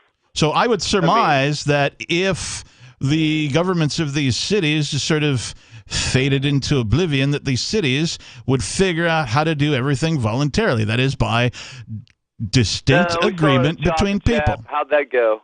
What's that? I'm sorry, what? We gave them the opportunity to be autonomous, and that went just horribly. Who did what? I'm sorry, say that again? Seattle, when they had that CHOP, the autonomous zone. The Chad thing, or Chaz, or whatever it was. They were given an opportunity. Occupy Wall Street. Everybody let them do their thing. How'd that go? Those aren't okay. So first of all, the Chaz thing you're referring to was a couple of years ago. There were a group of activists that Hang on. There's first of all, those aren't anarchists. They're communists. Yeah. But there's a group of people that took control, quote unquote, of a few square blocks, right, of Seattle, Capitol Hill, and basically the police backed off and said, "Okay, it's all yours," and they did that, and that's not the same thing as a sea change or a renaissance, if you will, in the way that people think about government. And so to sway people towards the idea of a commune and everybody being peaceful, the utopia just is unrealistic. Who's doing that? I mean, there were always people who are going to strive to be. I'm sorry. Who was swaying people towards that's why you have athletes. Michael, who was it that you were saying was swaying people towards a commune? No, I'm just saying in general, the idea of swaying people towards a commune. That's not what we're talking about. Yeah, that's one ideology. That's not what we're talking about here. No. We're not communists, Michael, we're not communists. Okay, so we're not talking about that. We're talking about a free market. We're talking about swaying people towards the idea that it's stupid and counterproductive and destructive to have governments around that will destroy people's lives and destroy people's freedoms and ruin people's businesses when we could just have freedom and let people choose for themselves. That's the idea that we want people. I don't want to speak for you, Captain, but that's spot on. I agree, but realistically, then you end up with Mexico. The cartels. The hell are you talking about? There are governments in Mexico. The alphas who are like, look, these people are weak. Yeah, the difference between the government in the United States and the government in Mexico, and I've said this recently, is that the United States has what I like to call a subscription-based model, whereas Mexico is a little more overt with their taxation, with their theft. So, for example, in this series on HBO called The Anarchists, right? A guy died. His parents went to go pick him up from the morgue, and the morgue was like, "That'll be $25,000, please." And they were like, "No, we're not paying that." So, but in the United States, you just go and you pick up your person, but they already collected that $25,000 in your subscription model to taxation for whatever city you're in. Yeah, I mean, it's pretty ridiculous, Michael, to suggest that there's no government in Mexico. I mean, they've got a big government. No, what I mean is their government is ineffective. The cartels basically run it. The Zetas and the Sinaloas do what they want. Their government. When you say is ineffective, every day, their government is ineffective and useless. Well, I mean, okay, they still exist. They're still collecting taxes. Huh? The Batista brothers do what they want. They own cattle lands here and cut down the rainforest there. As long as they dump money into the pockets. When you say that the Mexican government is ineffective, what are you comparing them to regarding the United States? What are you saying they're more effective or less? What is the U.S. government more effective at specifically than the Mexican government? I'm just trying to clarify what you're saying. Well, in regards to at least we don't have the cartel problems in the U.S. that they have. Yes, we do. But the problems aren't so much with the cartel as far as like. The cartels generally, as I understand it, and Jason Henza's in the chat room tonight. He's living in Mexico right now, so if he wants to weigh in, I'd be happy to hear from him. But the cartels, as I understand it, tend to target other cartels. You generally, unless it's like in the crossfire, you generally don't see innocent people getting snatched up and killed by the cartels in Mexico. And further, we have a cartel in the United States. It's called the federal government, and they're buddies in business. So just because they're less overt with how they're ruling over people and extracting money from them and using violence against them, because they've dressed it up with this window dressing. Oh, well, if you get a ticket, you can just take it to court. Whereas, in Mexico, you can just give them $20 or $100 or whatever it is, it'll make them go away. In some cases, that will work for you down there. If you try that here, it will generally not work for you, and you'll end up with trying to bribe the cop charge on top of whatever other charge you were already facing. So it's just a different system of violence, but it's a system of violence nonetheless, and the people of Mexico are oppressed by their governments. To save your own behind is better than paying taxes? Say that again. I'm sorry. Say it again. If you pay money to save your own behind, you get a ticket, and you're like, "Hey, cop, look, I'll give you $30. You let me go." Corruption is better than paying taxes. What makes you think taxes aren't a form of corruption? Oh, but that deals with the people in charge. At least we can change that by voting. No, you can't. Have you tried to change anything by voting? Tell me one thing you've changed by voting. Well, the silence is deafening. Like Paul Schemmel. If voting changed anything, Michael, they would make it illegal. And the fact is, you called in tonight, and thank you for the call. I do appreciate hearing from you. Good call. He pointed out that the governor in Pennsylvania is incredibly corrupt. Huh. Right? Oh, why would people want to vote for somebody who's incredibly corrupt? How could somebody who's incredibly corrupt get into office? Well, the fact is, the guy he was running against was probably just as incredibly corrupt. So voting isn't going to do diddly squat. And thank you for the call tonight, Michael. There's more coming up here. The number is 603-283-6160. And when I say that, I mean generally. I do think that New Hampshire has a chance to work within the system because we have so many libertarian activists coming here that when you actually do vote, a lot of times you can actually vote for someone you know. And that goal is a bit different as well. So. Yeah, so it's a totally different feeling to actually cast a vote for somebody who you know personally and you can call up on their cell phone and they actually do care about liberty. There's more coming up. We have some good news. The indictments against Ross Ulbricht in the District of Maryland were dismissed with prejudice, meaning they can never be refiled. This is especially good because those indictments contain the only charge ever made that Ross engaged in murder for hire. This was a serious allegation that Ross Ulbricht denies. It was never prosecuted or ruled on by a jury, but was trumpeted by the federal government and the media as if it were proven fact. The Maryland court held these indictments for almost 5 years, poisoning Ross's case and leaving him under a cloud of unproven allegations.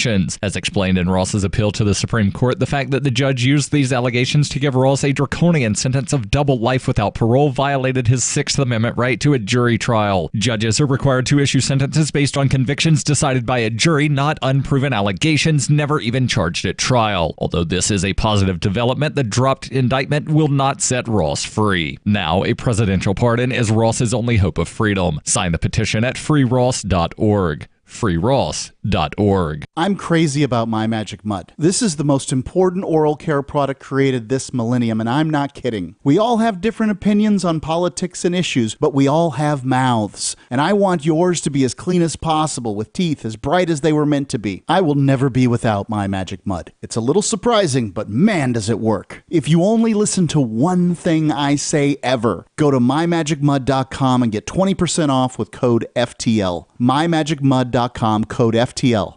Tired of cancel culture? Sick of mega tech corporations holding an axe over your head? Join the LRN.FM Matrix chat server. It's self-hosted, so no one else can tell us what to do or say. Don't like the existing channels? You can make your own. You can even connect into some of our channels from other Matrix servers. It's federated. For the full LRN.FM Matrix experience, though, you should join our server via the step-by-step instructions at chat.lrn.fm.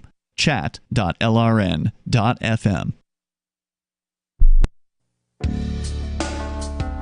Hi, I'm Montel Williams. Most of you know me as a talk show host, but I'm also an author, actor, single father of 4, a fitness writer, avid snowboarder, and I'm also a medical marijuana patient.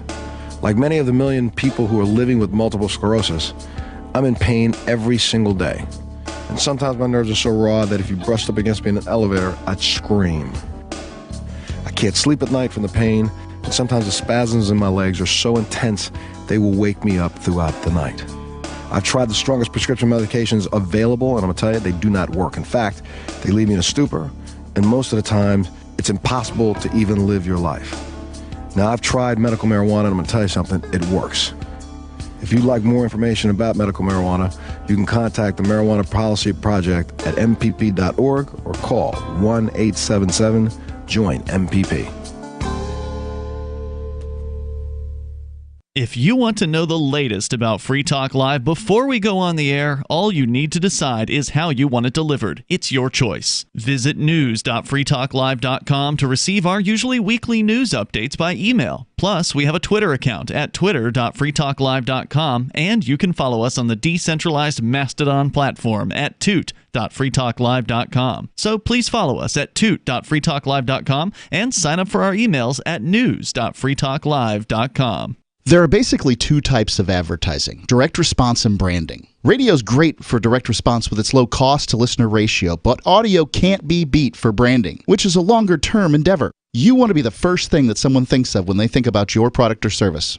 If you have a local business that you want kept top of mind in your community, call the station. If you need national reach, Free Talk Live's got around 200 radio stations, millions of monthly listening sessions, can suit all budgets, and if we don't think we're right for you, we'll tell you. Email me, mark@freetalklive.com. You can stick it to the man and big tech. Join our FTL social mastodon at social.freetalklive.com.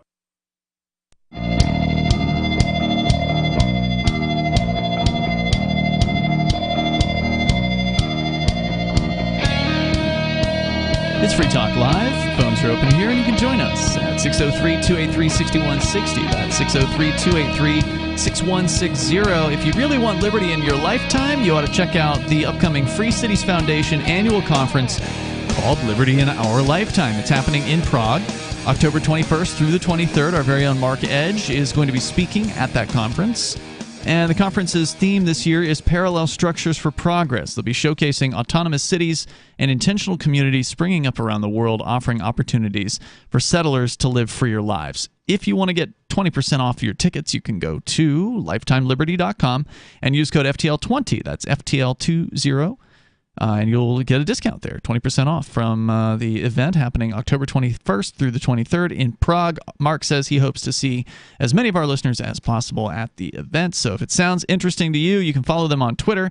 Their event handle is at LibertyIOL. That's Liberty in Our Lifetime, at LibertyIOL. And if you want to pay for your ticket in Bitcoin, you can drop them a direct message on Twitter for instructions on how to do that. So once again, that's lifetimeliberty.com. Save 20% with code FTL20. Just slide into their DMs, yo. There you go. Ian and the captain here in the studio tonight. We were just talking with somebody about corruption in governments, and he seemed to be convinced that it was worse in Mexico, because there's all this propaganda about Mexico. Ooh, it's dangerous, and cartels, and ooh, it's scary down there, and the government's really bad. One of the cartels we didn't mention, of course, is the banking cartel. In the United States. Yeah. Well, I'm sure they have one in Mexico, too. It's sort of a global cartel. Central banking, anyway. Jason Henza is in the chat tonight in our YouTube channel, and he's the closest thing to an expert that we have, because he's actually spent some number of years of his life living in Mexico as I don't know if expatriate is the right word, but he's been down there for some time. He did come back to the U.S. As well, so he's kind of been back and forth. But I'd asked the question, hey, anybody out there want to comment on this statement? And he says the cartels in the U.S. just work differently than Mexico, but both countries have both. And he says the U.S. has a very easy time convincing the people to indenture future generations, and in Mexico, the people are likely to drag politicians through the streets if they think the government is too corrupt. I don't advocate violence in any way, shape, or form, but there's something to be said for that. I don't blame somebody for feeling strongly and wanting to take action. At least in Mexico, they recognize politicians for the dirtbags that they are. Maybe I'm sure there's some people that trust them or whatever, right? They still have elections. Yeah, they still vote for a president of Mexico and all that crap. So. And there's still corruption, and there's still a ton of money in politics, and they're still hurting peaceful people and putting people behind bars. It's just a different experience. It's a different place. But in Mexico and in other places, I think. When I was looking into it, I don't know, 5, 6, 8 years ago, something like that. Looking into Mexico? Looking into other places to go, right, before I came here. I wanted to come here because this was sort of the first. The last ditch. Well, no, this was sort of the first place that, perked my ear. I'm like, what? They're doing what? They're doing a thing? There's a freedom movement? Where is this? I got to go. So this was, the first that I heard about. But I also heard about Anarchapulco, and I followed a bunch of people online for that. And, I also heard about they were doing a thing in Chile that sort of fell apart, like a Gulch kind of thing. Yep, I heard about that. There was something going on in Vietnam. There was something going on in there's always something being cooked up. Estonia somewhere. But how many of them actually come to fruition? So what I was going to say, though, is that unlike the United States of America, if I were to go to, let's just say Acapulco, and I wanted to open a bar, here's what I would do. I would find a space, and I would go, that was for lease, and I would go and I would rent that space from whoever owned that space. Here's some money. Okay, great. I'm rented it now. Then I would go to the liquor store and I would buy a bunch of liquor. I'd go to the regular store and get a bunch of cups and, whatever I needed, right? And then I would haul it to this space, and then I would just put a sign out that says bar and open. That's how you open a bar in Mexico. Is that true? Are you? There's no regulatory agency? I'm paraphrasing here, but compared to the United States, yes. It's that much easier. It's that much easier to go into business in places like Mexico or Vietnam or Chile or, that kind of a thing. And that's the way it should be. By way of comparison. You shouldn't have to ask for permission. Like if you want to start a sandwich shop, well, you go and you buy a bunch of supplies to make sandwiches. And then you make sandwiches, and you put a sign out that says, hey, there's some sandwiches over here. Maybe you get online and be like, yo, hey, I'm making sandwiches, everybody. And then all of a sudden, you have a sandwich business. That's just how it's supposed to be. But here in the United States of America, you can't do any of that. You got to jump through countless hoops. You got to get insurance. You got to, raise capital. You got to take out a small business loan. You got to have a business plan outlining exactly what you're going to do for the first 1 to 5 years of your business and how much it's going to cost and how you project your revenues to be and how many employees you're going to hire instead of just getting down to business and making some freaking sandwiches. Yeah, I really enjoyed the few times I did go to Mexico for the Anarchapulco event. I went 3 years in a row, and we would have gone again, but the organizer of the event that they put in charge after a few years wasn't very good, and we couldn't come to what was the previous agreement we'd always had with them. She wanted to change it, and it was not good. But what I was going to tell you about was the taquerias, as they are called down there, which is where you go to get really cheap tacos, and they're amazing. I was telling Bonnie this the other night because last night when we were out on the not quite. Yeah, I guess we were out at basically near the sea. It was the Lakes region was where we were. So there's this place called Weir's Beach. It's a very big touristy kind of place. It's basically a beach on a lake, essentially. And so there's all these touristy places. We found a place that was open late because we were there pretty late, and we went. It's a Mexican restaurant. I tell her, in Mexico at these taquerias, they have on every table, there's this little 4-bowl contraption that you can sort of rotate around, and one bowl's got red salsa, the other bowl's got green salsa, one bowl might have, onions in it, and the other bowl's got pico de gallo, right? So there's 4 different things there, and they're just there all the time.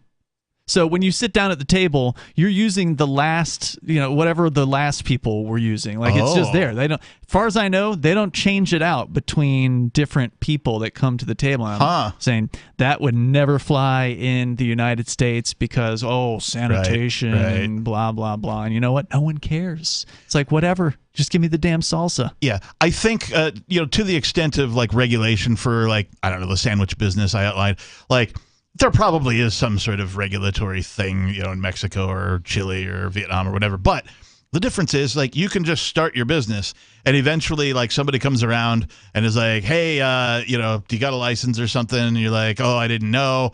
And they go, oh, "Okay, well, it's $20 or whatever." And you're like, "Oh, can you forgive me?" And then you're still in business. You're you can just do that. You can't do that in the U.S. Can't do that in the U.S. No, no. If you want to weigh in here, maybe you have opened a business in another country and you want to comment on how easy or difficult it was. The number 603-283-6160. That's definitely not true in every country because I do remember John Stossel, who did some amazing work with ABC News in the past. He still does great work. He's still doing great work. But I think it was with ABC when he did this report where they actually went to different countries and, all right, what do I got to do to start a business? And legally, right? Right, yeah. And so they compared, and I think it was the United States, Hong Kong, which back in this time it was still not really taken over by the Chinese. So the U.S., Hong Kong, and it was one of the Middle Eastern countries, and I don't remember which one it was, and something else. And so the difference was significant. Probably Dubai or something. The difference was significant between Hong Kong and the United States. It was literally one sheet of paper, sign it, submit it, you're done. You get your business in Hong Kong. The U.S., as you know, lots of hoop jumping, lots of bureaucracy. But the other place was even worse than the United States, the Middle Eastern country or whatever. It was they couldn't even, KFC couldn't even get through, with all their lawyers. Kentucky Fried Chicken, not know your customer. They literally had to have I think it was the parliament or whatever, had to vote on whether or not to allow KFC to open a business in their country. So not every place in the world is worse than the United States, but, but there are definitely some places that are a lot more business friendly. I mean, here in the United States, kids want to do a lemonade stand, so parents want to teach them about basic economics, and so they open it, and the cops come and shut them down. It's happened. You ain't got a license for this lemonade, kid. To be fair, I have not heard of that happening in New Hampshire. but it does happen in some places. I have been here for 3 years. I have yet to see a lemonade stand. I've seen them. I've seen them in this neighborhood. In the last 3 years? I think so. Okay. Yeah, I've seen it.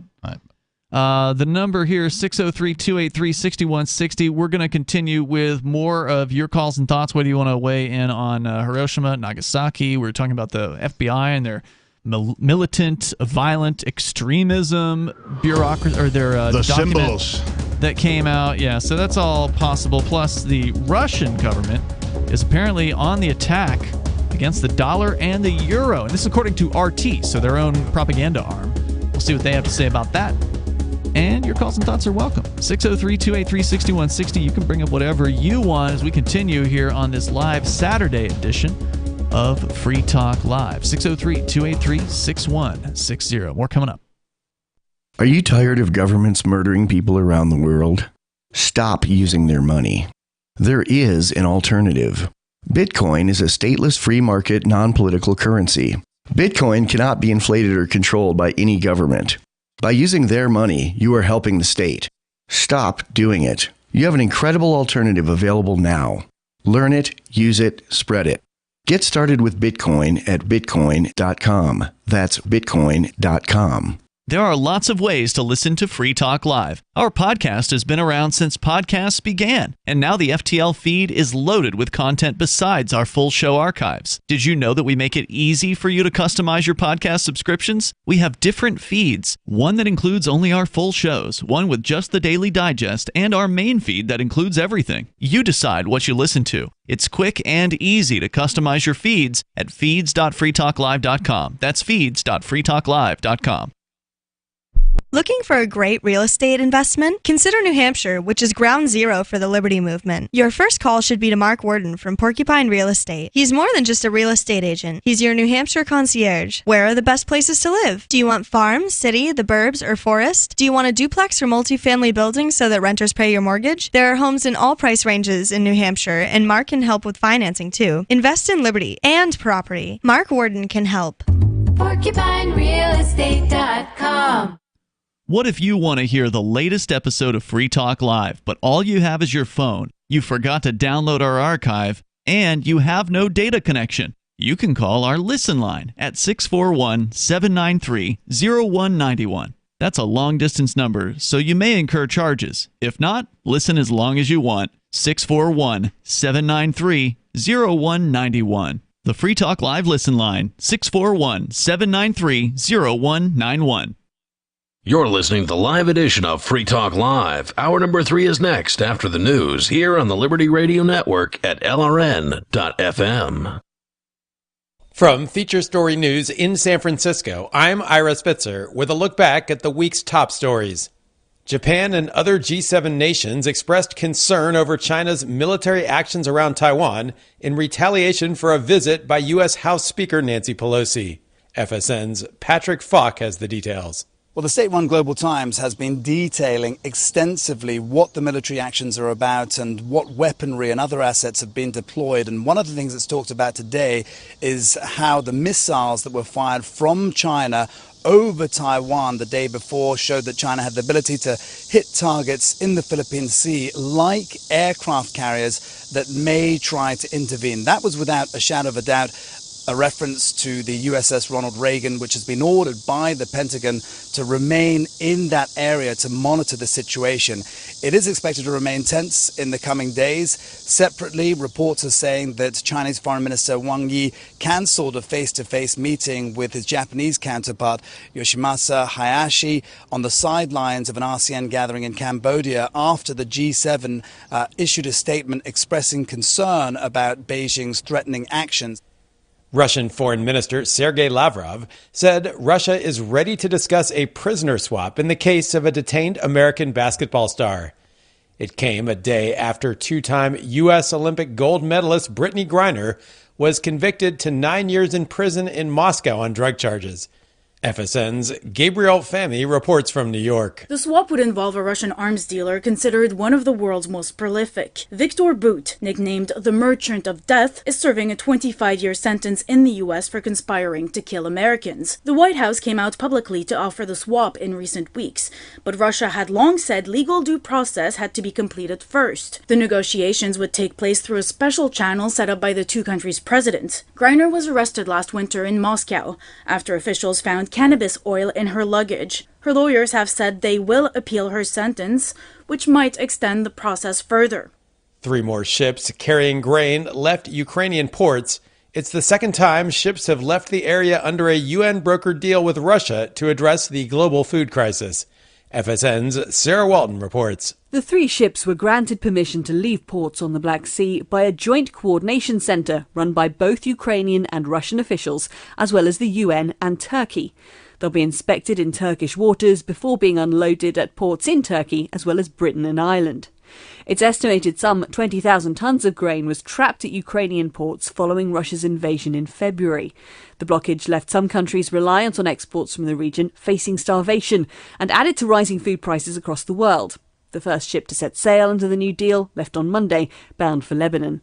From Bureaus Worldwide, this is FSN. With FSN Spotlight, I'm Simon Marks. Today, a look at concerns expressed by Ukrainian President Volodymyr Zelensky, who fears that he will lose a pillar of support when UK Prime Minister Boris Johnson leaves office later this year. As the battle to succeed him in number 10 Downing Street continues, the Ukrainian leader, who has often praised Boris Johnson, is expressing concern that his alliance with London may not remain as strong as it has been. Lee Turner is a former British ambassador to Ukraine and the author of The Hitchhiker's Guide to Diplomacy. I think Vladimir Zelensky is genuinely grateful for the Prime Minister's strong support for Ukraine. He's really been a cheerleader for Western countries supporting Ukraine. I think that's good. I don't think that's just Boris Johnson. I think the Foreign Commonwealth and Development Office and the UK foreign policy establishment strongly supports Ukraine. The invasion by Russia is so egregious and unnecessary that it's pretty difficult for any mainstream politician not to support Ukraine in this. And I would be very surprised if either Liz Truss, who of course is Foreign Secretary at the moment, or Rishi Sunak, the former Chancellor, were to adopt a very different position. We will soon find out, but the Ukrainian government is nervous about any chinks in Western resolve towards pushing back against the Russian invasion. With FSN Spotlight, I'm Simon Marks. The week's top stories again. Japan and other G7 nations express concern over China's military actions around Taiwan in retaliation for the visit from U.S. House Speaker Nancy Pelosi. Russia's foreign minister says Russia is ready to discuss a prisoner swap in the case of detained American basketball star Brittany Griner. And 3 more ships carrying grain leave Ukrainian ports. That is the latest feature story news. The members of Twisted Sister announced they are now willing to take it. A local man is seated next to Lou Reed on a roller coaster, and in retrospect, a band teacher was probably gay. And now a digitally remastered recap of the summer's music news. Baby Baby Love Ya Girl is now the nation's #1 song, despite no one claiming credit for singing, writing, or producing it. Here now is a short excerpt of the track.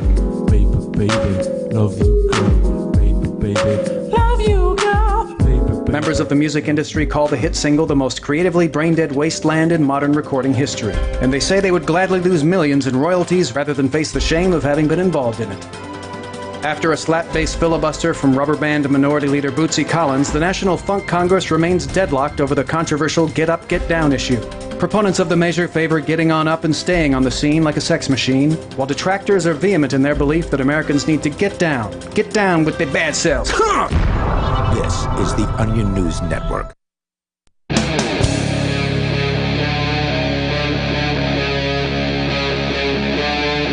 Free Talk Live. Free Talk Live. We're kicking off the 3rd hour here. It is the live Saturday episode. Here tonight, it's Ian. And the captain.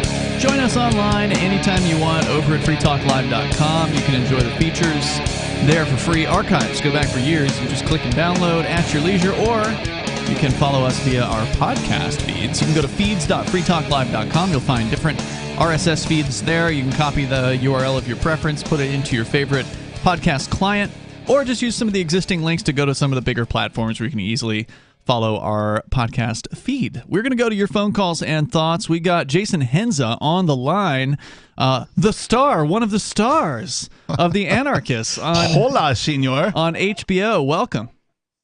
Hey, guys. How are we going tonight? Good. You're calling us from Mexico, where you are currently stationed. What's on your mind? I was just calling to refute the caller about the cartels running Mexico and the United States being better because they're indenturing future generations for safety, basically. And I was just like, Mexico's not that bad. It's not that dangerous. I live here every day. My entire street, I'm looking up and down. There isn't a building front that doesn't have a business that's occupied. As a matter of fact, there's 1, 2, 3, 4, 5, 6 kiosks in the streets right now where people just kind of opened up their business without permission and just started it, and away they go, and they just do commerce all day long. Touchdown freedom. Yep, absolutely. Yeah, so that's your understanding as far as, if somebody wants to go out and sell fresh fruit on the streets or make tacos or whatever, that there's not, some government bureaucracy that's going to be breathing down their neck about permits and health codes and all that nonsense? Yeah, it's pretty rare. It depends on the area. Sometimes you do have cartels that control certain areas where they don't want you to cross certain lines, that they've given permission to other people and stuff like that. Mm-hmm. But they're not everywhere. They are in select areas where cartels aren't strong. But where I'm at in Puerto Vallarta, the cartel's really strong. This is where the cartel families, I've been told, send their families to go on vacation. So they want a nice, safe zone. So this place is relatively do whatever you want out here. And it seems relatively safe. I haven't experienced a lot of. So wait, just to clarify, did you say the cartel presence is strong in Puerto Vallarta? I would say that there's just one controlling it versus 12 different gangs like they have in Acapulco. Okay. How do you get a feel for that? Like when you're there, especially as a gringo who, I don't know how fluent you are, but I presume you speak some Spanish? Yeah, I speak just a little bit of Spanish, just enough to negotiate for an apartment or get some food or go shopping or ask for directions or something. How do you get a feel for it? Usually, like in Acapulco, you have to talk to the locals and kind of figure out what's controlled. Like in Acapulco, the taxis and the drug trade are tightly controlled through territories, so it's a huge no-no to cross those boundaries. So taxi drivers will not take you from one zone to another zone, primarily unless they're just going to drop you off in that zone and just go straight back to theirs. So it's kind of strangely regulated here. And then here I can get a taxi and go as far as I want out in Jalisco, and no cartel is going to give them any beef about it. So is that just something that, like you're saying, in Acapulco, the taxi driver will tell you? Like, how did you learn about the cartels running the taxi trade? Because I've been there 3 times, and no one ever told me that, but I didn't live there like you did. So when did that information come to you? How did that happen? Believe it or not, that came to me when I started working for Anarchist a couple of years ago, and I found out that we had a hotel that was out of the zone of the normal taxi drivers, and they were getting really kind of scared and upset that they were constantly going to one hotel. So they had to kind of negotiate a price with the local cartel and make sure it was all smoothed out, and eventually it wasn't that big of a deal. Hey, Jason, I've heard some tales that go something like this. If I'm down in Mexico and I'm, I don't know, hanging out on the beach or something, that there are possibly even people under the age of 18 who come around and see if there's anything they can get for you. Like they'll run to the store and, bring you beer or stuff like that. Is that true? Hustlers, yeah, they're everywhere in vacation towns. Actually, you can find them anywhere. They'll run around and just do errands for you all day long for, say, 200 pesos, which is $10. Nice. And they're honorable, most of them? They'll do what they say they're going to do?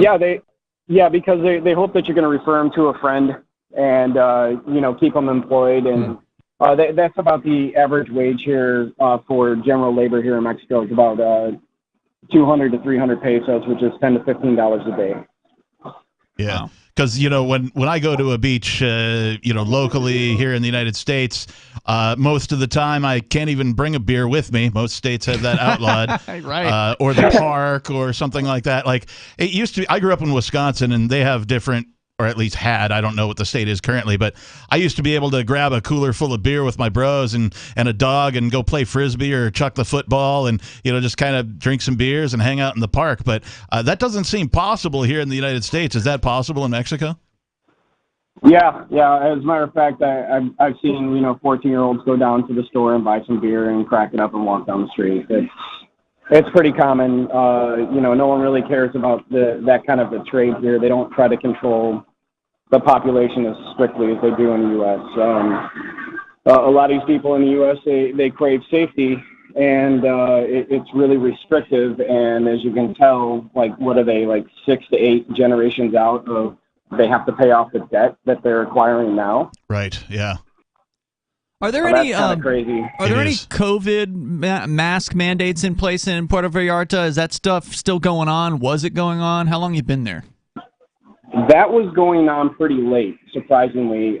There was a big push by Canadian tourists to keep the vaccine mandates, the mask mandates, and as a matter of fact, they basically ran a local business out because they tried to implement a vaccine passport for their business here, and everyone just stopped going to it because no one's been vaxxed really, except for just some of the Canadians, and they're too scared to leave their house anyway, so they just kind of stay in primarily. The mask mandates, on the other hand, I don't go to corporations anymore, but I'm starting to get word that none of the corporations are enforcing the mask mandates. Okay, that's in good. Puerto Vallarta anymore. The local businesses never enforced them. They always wanted your business and money, and so the small mom and pop shops that aren't corporate involved, that are just trying to grind out a few pesos here and there, they've never really forced anything on you.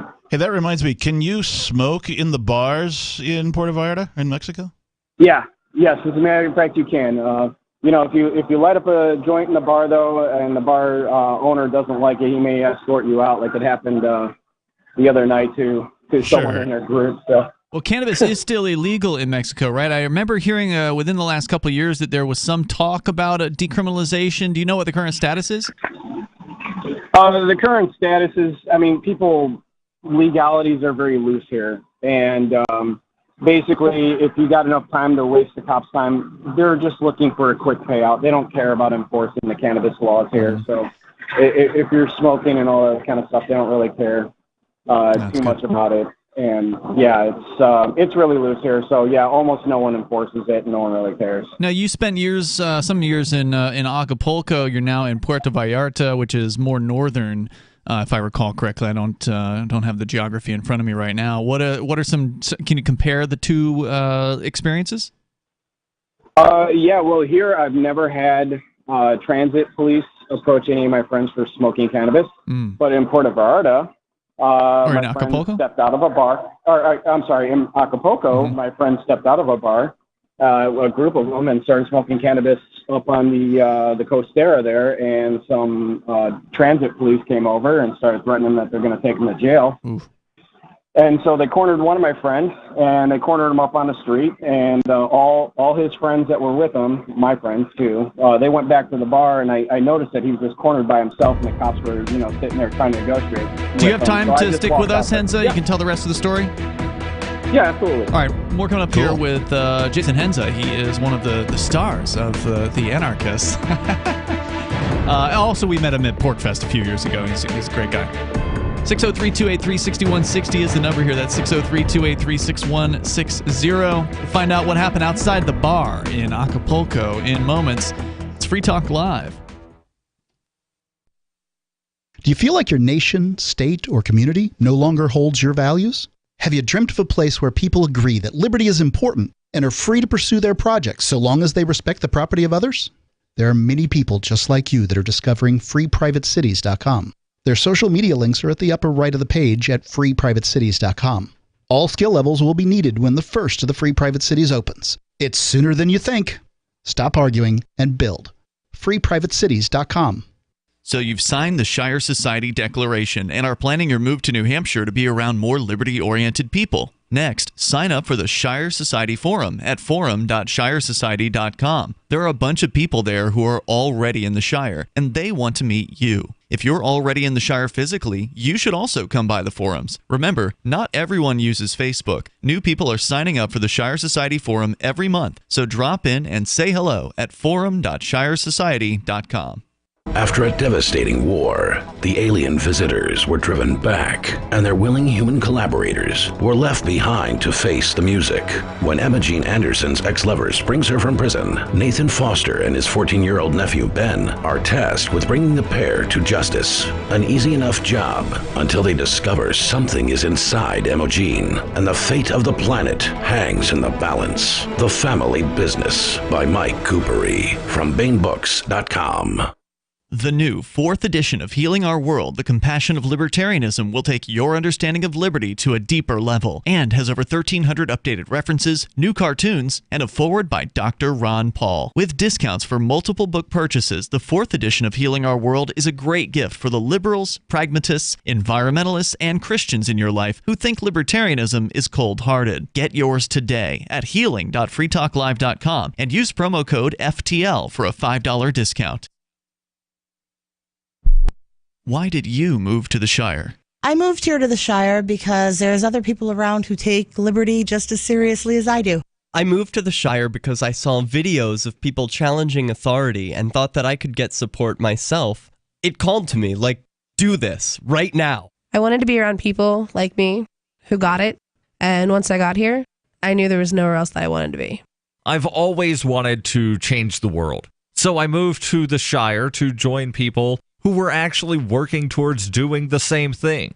The people here are awesome, loving, and positive. It was for the adventure and for the feeling of something important is happening here, and I just wanted to come to sort of be part of that. Visit shiresociety.com to read and sign the Shire Society Declaration and learn the reasons why, if you love liberty, you should immigrate to the Shire. Plus, connect with others via the forum at shiresociety.com. That's shiresociety.com. Tired of cancel culture? Sick of mega tech corporations holding an axe over your head? Join the LRN.FM Matrix chat server. It's self-hosted, so no one else can tell us what to do or say. Don't like the existing channels? You can make your own. You can even connect into some of our channels from other Matrix servers. It's federated. For the full LRN.FM Matrix experience, though, you should join our server via the step-by-step instructions at chat.lrn.fm. Chat.lrn.fm.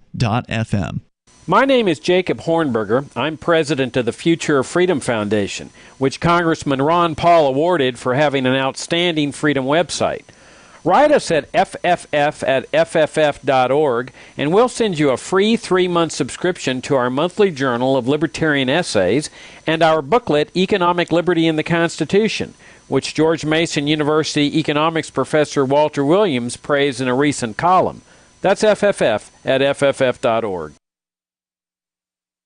Don't miss a moment of Free Talk Live. Get our archives daily via our podcast at feeds.freetalklive.com.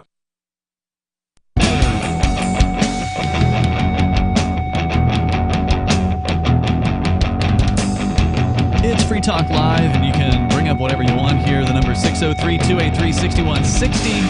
That's 603-283-6160. It's Ian and the Captain in the studio here tonight. Jason Hensa is on the line. We're going to bring him back in just a moment. Also want to let you know that we are streaming live video and audio, of course, on Odyssey. Odyssey is a great website. It's a competitor to YouTube. In the background at Odyssey, they have Library, which is the media sharing protocol that is uncensorable and was created by liberty-minded folks. It's really excellent technology. You should go to lbry.com to learn more about it. You can get the desktop app and support the library network and so on. But if you just want to watch some videos, check out Odyssey. It's a platform that was built on top of the library protocol.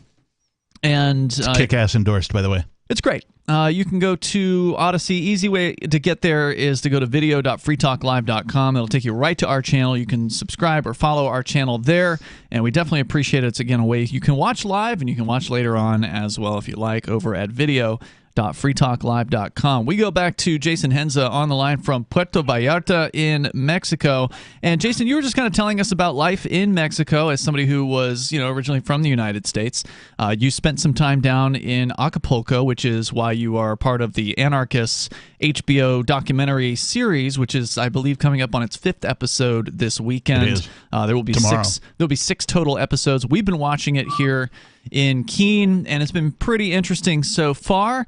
But your experience personally between Acapulco and where you are currently in Puerto Vallarta, you were telling us that the police seem more laid back about things like cannabis smoking in Puerto Vallarta, and you were giving us a story of what happened to some friends or a friend of yours outside of a bar in Acapulco. Go ahead and tell us that story. Yeah, so my friend got caught smoking cannabis on the Costera outside of a bar, and all his friends kind of gathered, and I noticed the cops were cornering him, so I jumped out of the bar and confronted the police, and I said, "What's going on here?" He said, "We're taking your friend to jail. He's smoking cannabis." And I just looked him straight in the face, "So you're not taking him to jail today?" And we just stared at each other for a minute. He says, "Are you calling me a liar?" And we went kind of like nose to nose, and we just stood there for a couple of minutes. As the entire bar behind us started to creep closer to the edge of the railing, and everybody's like looking outside. His partner notices that there's a crowd starting to form. He was completely unable to get any kind of a bribe out of the guy who was caught smoking cannabis. So he just kind of said, "We'll just let you go with a warning today," and let my friend out. Pretty much, the cops are really lax, and they're just looking for a little bit of a payout here and there whenever they catch you doing something illegal. But you feel like it's not all that serious. You feel like that happens more often in Acapulco than it does in Puerto Vallarta? Yeah, I feel like Acapulco is more of a police state. You see military and police everywhere. In Puerto Vallarta, a cop pulled over a motorist the other day, and all the residents gathered up around on the street corner, swearing at the cop. And really? Telling him that he needs to leave the neighborhood and stuff like that. Yeah, I was at the local fish street at the local fish place at the end of my street here. That's awesome. That sounds a lot like something that happens here occasionally in the Keene, New Hampshire area, cop blocking, where a cop pulls somebody over and a group of folks show up and sort of surround the area and bust out their cameras to film it just to make sure that nothing that shouldn't go down goes down. That was always one of my concerns with being in a place like that. It's like, well, I'm here at their pleasure, right? Like, I've asked their permission to be here, so I don't feel like I can do as much as an activist, right? Like, first of all, there's a language barrier, number one, but even if that weren't a problem, I'm still the gringo, right? So I don't know, like, do you know, like, can you pull a video camera out in Mexico and not have the cops smash it and put you in handcuffs? Absolutely. As a matter of fact, I've been in 6 police chases, blown off a number of checkpoints here in Mexico. And they virtually do nothing to you. All they're looking for is their little bit of payout and then go on their day. So, like, I've had 40 police actions here in Mexico. I've yet to pay a single bribe. It's because I've never handed my property. And we raced about 20 minutes, and I get on huffing and puffing, and eventually they just let me go because they don't want to deal with it. And they're looking for an easier target. So how did you figure out something down here? The old claim is, you give them $20 or whatever and it's over. How did you figure out that you could get away with not paying out these bribes? Oh, because they weren't holding my property, so I would just wait until they would just give up. They'd threaten arrest. They do all sorts of stuff. Until I'm in handcuffs in the backseat of the car, I'm not really even trying to negotiate. Ah, that makes sense because, they probably don't want to really deal with the arrest, right? Like, that's paperwork and more work for them. Yeah, I mean, why arrest me when they can just pull over somebody else and get, 200 pesos out of them? It doesn't make any sense. That makes sense. Yeah, they're only getting paid in Acapulco like $7 a day, I'm told. Hey, are the police armed there? Do they carry guns? Some of the police carry guns. They almost never draw their guns. I've had the police draw the guns on me 3 times now. Wow. But most of the time, they never draw their guns. You mentioned that Acapulco much more militaristic as far as the police are concerned. When I was down there, the police are very obvious. They've got, or at least the ones that are obvious. They've got trucks and men with machine guns, like a mounted, 50 cal or whatever. Like they're driving around with large numbers and guns. Is that? Do you see that as well in Puerto Vallarta? That sort of behavior? Very rarely. Mm-hmm. I mean, very, very, very rarely. You just see an occasional transit police officer every now and again. So almost no police force down here. That's interesting. So that's a huge contrast because they're everywhere in Acapulco and they're armed up big time. And I think they're all state cops basically down there. So when you see them in Puerto Vallarta, are they working for Jalisco State, or are there such a thing as town cops or city cops? Yeah, they do have the Transitos, I think that's what they're called, and they just got shiny red trucks recently, and they've been running around occasionally. But I've seen the National Guard here once, and it was just like one truck full of 4 guys in the back of it. Typically, before when I was in Acapulco, they had the federales, and then they replaced the federales during COVID with the National Guard and stuff like that. So the landscape's changed a little bit for us down here. Hey, regarding driving around, do you need, all the usual things that U.S. people just sort of assume you need, like a driver's license? Do you have to get license plates? Do you have to have insurance? These things.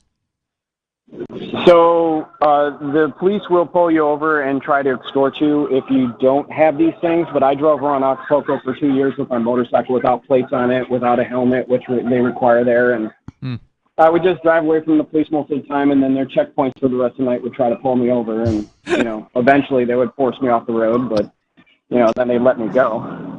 That's fantastic. So, go ahead. No need for a driver's license in Mexico? No, I pulled out a paper copy of my passport, and that's all I showed them, and they wrote down my name, and then they just let me go. Nice. Do you have time to keep this conversation going, Hensa? Because it's absolutely fascinating. Yeah, absolutely. I definitely appreciate it. I know of some people, I'm not going to say who they are, but they've been living in Acapulco for probably close to a decade now. And they... I'm good friends with these people, I was before. Yeah. They never got permission from the Mexican government gang to do that. Like, they've overstayed whatever the legal amount of time is. I don't know if it's 3 months or whatever it is. And I just want to get your opinion on that situation of quote-unquote illegal immigration into Mexico. So hang on, Hensa. We'll continue here in moments. Jason Hensa is here. You got a question for him? Give us a call. The number 603-283-6160. Carl Watner, longtime proponent of a voluntary society, died last December. You may have seen his articles published on his website, voluntarist.com, in his newsletter, The Voluntarist, the Mises Institute, or elsewhere over the last 40 years. His newest book, I Must Speak Out, Volume 2, The Best of the Voluntarist, is now available via Liberty Under Attack Publications. This 430-page second volume spans the years of 2000 through 2020 and includes articles by Carl Watner, Hans Hermann Hoppe, Carl Hess, Benjamin Tucker, George H. Smith, Lysander Spooner, Pete Eyre, Joyce Brand, and many others. I Must Speak Out is for the newly initiated, the veteran voluntarist, or anywhere in between. Buy the book now at libertyunderattack.com/voluntarist. For more great content on building a voluntary society and for Carl's extensive archives, check out voluntarist.com. From Feature Story News in San Francisco, I'm Ira Spitzer with a look back at the week's top stories. Japan and other G7 nations expressed concern over China's military actions around Taiwan in retaliation for a visit by U.S. House Speaker Nancy Pelosi. FSN's Patrick Falk has the details. Well, the state-run Global Times has been detailing extensively what the military actions are about and what weaponry and other assets have been deployed. And one of the things that's talked about today is how the missiles that were fired from China over Taiwan the day before showed that China had the ability to hit targets in the Philippine Sea like aircraft carriers that may try to intervene. That was without a shadow of a doubt a reference to the USS Ronald Reagan, which has been ordered by the Pentagon to remain in that area to monitor the situation. It is expected to remain tense in the coming days. Separately, reports are saying that Chinese Foreign Minister Wang Yi cancelled a face-to-face meeting with his Japanese counterpart Yoshimasa Hayashi on the sidelines of an ASEAN gathering in Cambodia after the G7 issued a statement expressing concern about Beijing's threatening actions. Russian Foreign Minister Sergei Lavrov said Russia is ready to discuss a prisoner swap in the case of a detained American basketball star. It came a day after two-time U.S. Olympic gold medalist Brittany Griner was convicted to 9 years in prison in Moscow on drug charges. FSN's Gabriel Fahmy reports from New York. The swap would involve a Russian arms dealer considered one of the world's most prolific. Victor Bout, nicknamed the Merchant of Death, is serving a 25-year sentence in the U.S. for conspiring to kill Americans. The White House came out publicly to offer the swap in recent weeks, but Russia had long said legal due process had to be completed first. The negotiations would take place through a special channel set up by the two countries' presidents. Griner was arrested last winter in Moscow after officials found cannabis oil in her luggage. Her lawyers have said they will appeal her sentence, which might extend the process further. 3 more ships carrying grain left Ukrainian ports. It's the second time ships have left the area under a UN-brokered deal with Russia to address the global food crisis. FSN's Sarah Walton reports. The 3 ships were granted permission to leave ports on the Black Sea by a joint coordination centre run by both Ukrainian and Russian officials, as well as the UN and Turkey. They'll be inspected in Turkish waters before being unloaded at ports in Turkey, as well as Britain and Ireland.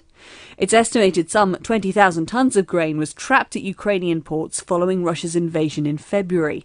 The blockage left some countries reliant on exports from the region facing starvation and added to rising food prices across the world. The first ship to set sail under the new deal left on Monday, bound for Lebanon.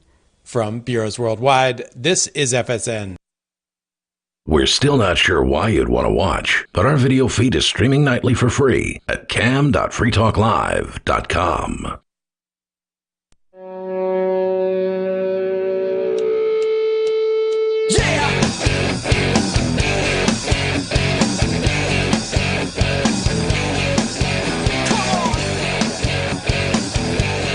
Free Talk Live. The phones are open here if you want to join us. The number is 603-283-6160. That's 603-283-6160. Here in the studio, it's Ian. And the captain. You can join us online anytime you want. Just head over to freetalklive.com and you can interact with other Free Talk Live listeners, for instance, there through our chat service. We have the Matrix chat. I know there's some people in our YouTube chat or whatever, and that's great and everything, but if YouTube takes us offline, that chat's gone. Yep. We run the server over at chat.freetalklive.com. You go to chat.freetalklive.com and get step-by-step instructions on how to join that server, so you want to check that out when you get the chance at chat.freetalklive.com. And if you like trolls, we got them in all the chat rooms, so you'll find them everywhere. We're on with Jason Henza here. He's one of the Anarchists, one of the people they're focusing on in the documentary series on HBO. It's been airing the last few weeks on, I think, Sunday nights. Sunday nights, HBO 10 p.m. Max. Yep. I'm not able to watch it when it actually airs because, well, I'm here until after 10 because there's some post-show stuff to do. So I don't actually watch it on the Sunday nights, but we do a viewing of it the following day on Mondays. And we're just peppering him with questions because he spent how much time total do you think you've spent down there in Mexico in your life? I've been here on and off for since late 2017. Mm-hmm. So I'll go back to the States and earn a few dollars, and I'll come back down here, and then back and forth a lot, take care of my family who's aging out and stuff like that. So Gotcha. Okay. So and that leads me to the question I was going to ask you there before we had to go to the last break. There's a couple that I know in Acapulco. We always visit them whenever we go down there, and they've been down there for some number of years, most of a decade. And they haven't left. And normally, as I understand it, you have to leave in order to be legally in Mexico. You can stay for some amount of time. I don't know if it's 3 months or whatever. I'm sure you know, Henza. But then you have to leave for at least like a day, and then you can come back. Can you clarify do you know what those rules are, and how many people do you know down there that don't follow them? Most of the people down here don't follow them, and it's 180 days. Okay. And you're supposed to, by rule, wait 3 days before re-entering Mexico. 3 days, okay. But typically the bureaucracy there doesn't function quite right, and no one's really paying attention or focusing. And you could just go to an airport and pay somebody some money and get yourself another visa and stay longer if you wanted to. Mm-hmm. So you say most people don't follow those rules. You said you've had 40 interactions with the police down there, which seems like a lot over several years. I mean, I have more than the average person because of being an activist. Sure. But it seems like a lot. Are you one of? I guess I shouldn't ask you to admit to anything like this. But when people have an interaction with the police and they're not there legally, they've been past the 180 days. How often do they get caught for that? And if they do get caught, I've heard rumors that it's just a fine and they take you back to your home country. Do you know what the truth is about that, or your experience? Yeah, I do. The police do nothing. The National Guard does nothing. If you get caught by immigration itself, depending on what the U.S. policies are, and if they're paying the immigration to detain people, they may do nothing. But recently we've had people detained upwards of 3 weeks because they were getting paid every day they were sitting in detention. They sat there for 3 weeks, and then the police just one day said, okay, you're free to go, get your papers in order, and get out of here. And they just sent them on their way. So they had to sit in a Mexican jail for 3 weeks, but ultimately they got cut loose and not sent back to the United States. That is correct. They were, and it wasn't even a U.S. citizen. It was they were from Great Britain. Huh. And that was specifically the immigration bureaucracy that came across them? Yeah, that was immigration only, and they've ramped that up recently since Trump, and I thought it would get better after Trump was taken out of office, but it's not any better, and it seems to be getting worse. So, as we're going north, if you take a bus ride without a visa, going north, you're at risk of getting tagged by immigration, pulled out of the bus, being processed, stuck in their detention centers, and stuff like that. If you're headed south, no one asks you a single question as you're crossing the border. Immigration's 100% voluntary. Nobody ever cares. Half the time I was able to just blow right through customs back in the day before they actually fixed it all up. Mm-hmm. And I wouldn't even stop at customs most of the time. Wow. Hey, do they have anything in Mexico, like if you're flying from one part of Mexico to another part of Mexico, that you have to go through, like a X-ray machine or get patted down by, something that resembles the TSA? Do they have anything like that? To be honest with you, I don't fly at all. I normally drive or take a bus across the country. I've always had a dog, so I never could fly. So you're saying if you're traveling north in Mexico, there's a greater chance for Mexican immigration to intervene?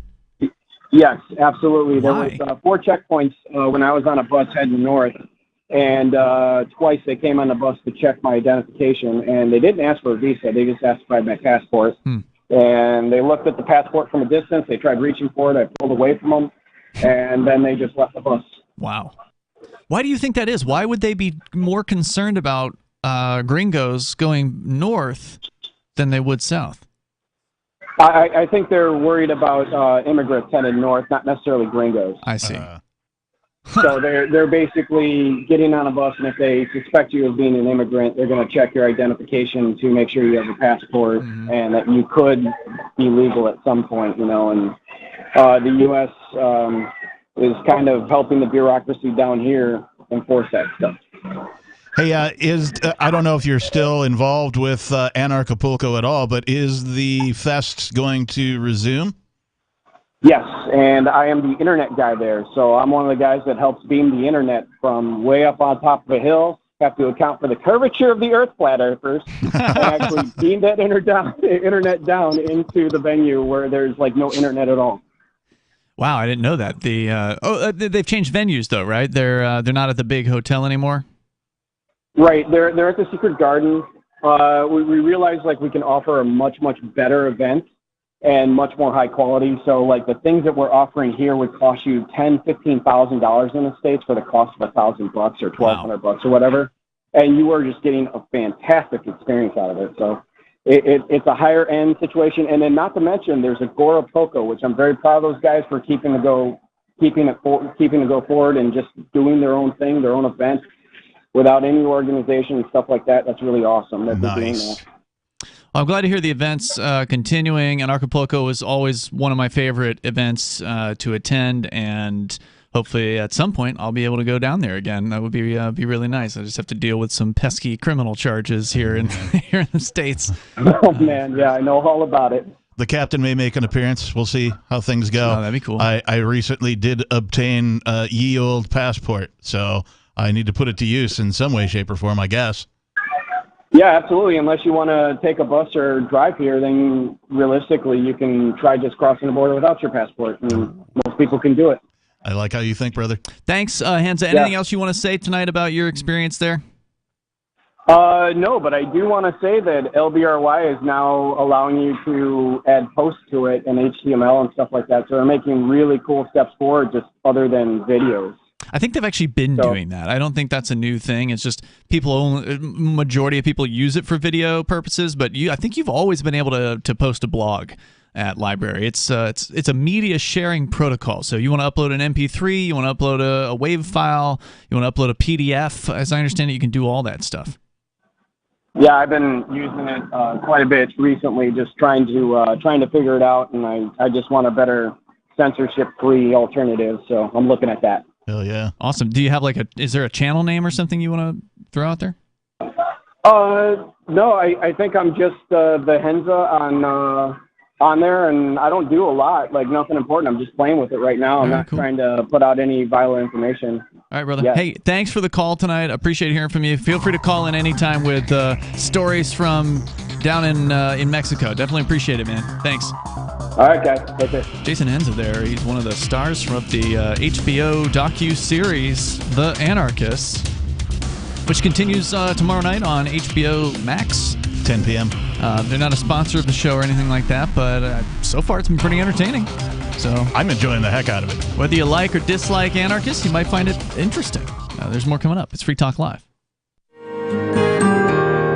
So the protection of life, liberty, and property is what the Free State Project is all about. But it's an effort to move 20,000 people who understand. It's about demonstrating to the entire country that, yeah, we can have a free market, a truly free market. Making it just a freer, great place to live.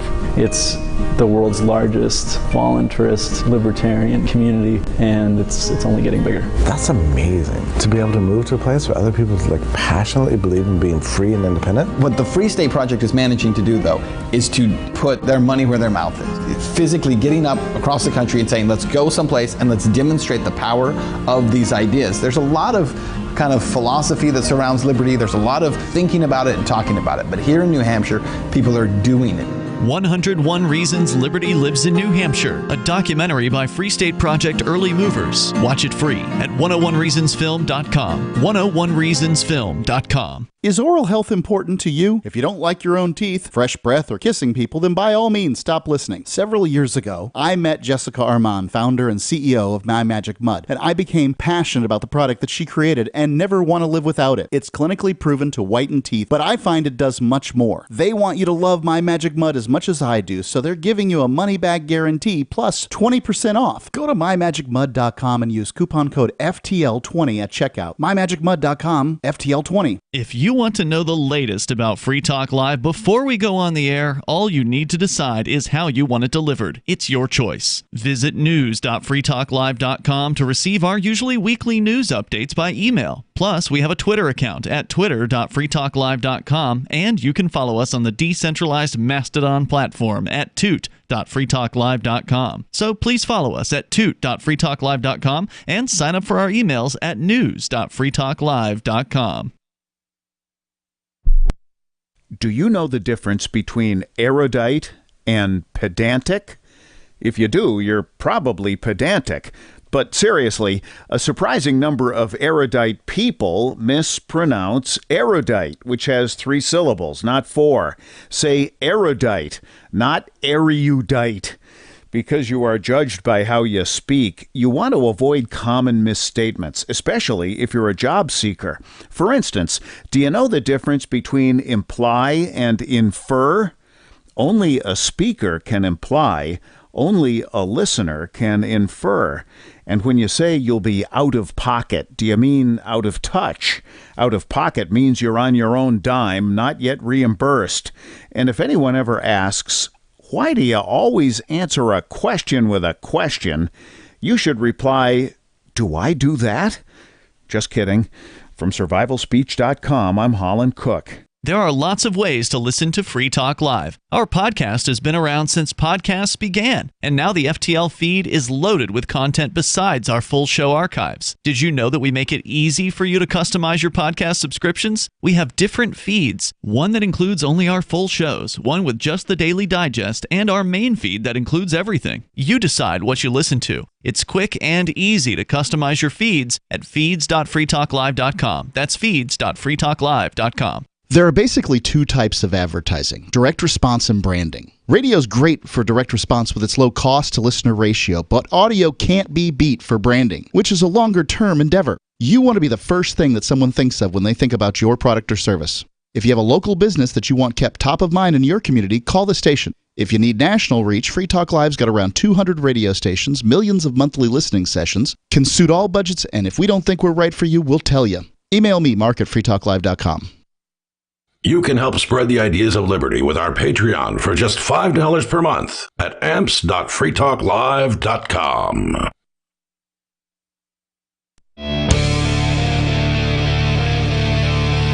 Free Talk Live, moments remain. If you dial in now, we might be able to get you on. The number is 603-283-6160. That's 603-283-6160. Here tonight, it's Ian. And the Reverend Captain Kickass. You can join us online anytime you want. Head over to freetalklive.com and enjoy the features that we have for you there. They are free, unlike a lot of those talk show hosts who charge you for their websites. So head over to freetalklive.com and do stuff. I can't imagine that charging people to visit my website. I can't either. Like, I'm sorry, you can't see any of my content unless you've paid. Let's go back to your phone calls here, and phones are open. You can bring up anything you want. We go to Jack in Washington State. You're on Free Talk Live with Ian and the Captain. Well, Ian brought up in Acapulco how they drive around in the back of like the flatbeds, and they're all holding machine guns. Yes, that's the national police, basically, the federales. Yeah. I've been down there twice in late 90s, maybe early 2000s, I think late 90s. And I loved Acapulco. I was right in the bay, like across from the big Walmart. If you've been down there, you remember. You know, the centerpieces of tequila for, I think, $1.99. What a wonderful place, honestly. But yep, and you only have to be, Hansa said he knew of some 14-year-old that was going to buying alcohol. I think the legal age is only 18 down there. So, I mean, pretty much anybody can, any adult can buy alcohol there.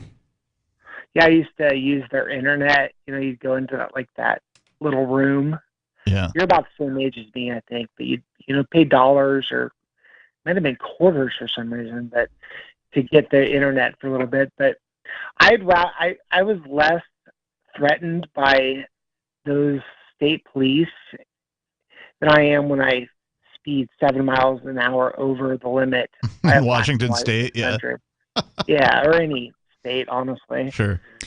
That figures. I mean, did you actually have an interaction though with the police in Acapulco? Years later, I'll try to shorten the story. I went to Cabo, where they have that big white rock. Mm-hmm. That's always what I remember. And I was messed up as heck, and I was trying to buy something that was illegal. I'll leave it at that. Mm-hmm. And I met a really nice guy who gave it to me. And I'm walking on the dock. If you've ever been to Cabo, you know, there's like that dock area, yada, yada, restaurants. And I had 5 Federati come on me at once. And like, they all put their hands in my cargo pants. And to this day, I was so messed up. I don't actually remember, like, did the guy who swindled me pull it out? But I had 5 Federati just jump on me right on the dock, searched my pants. They walked away. All of a sudden, I'm just standing there alone. I'm like, oh, they didn't find anything. They were probably looking for dollar bills. I don't know. So they left you with your wallet?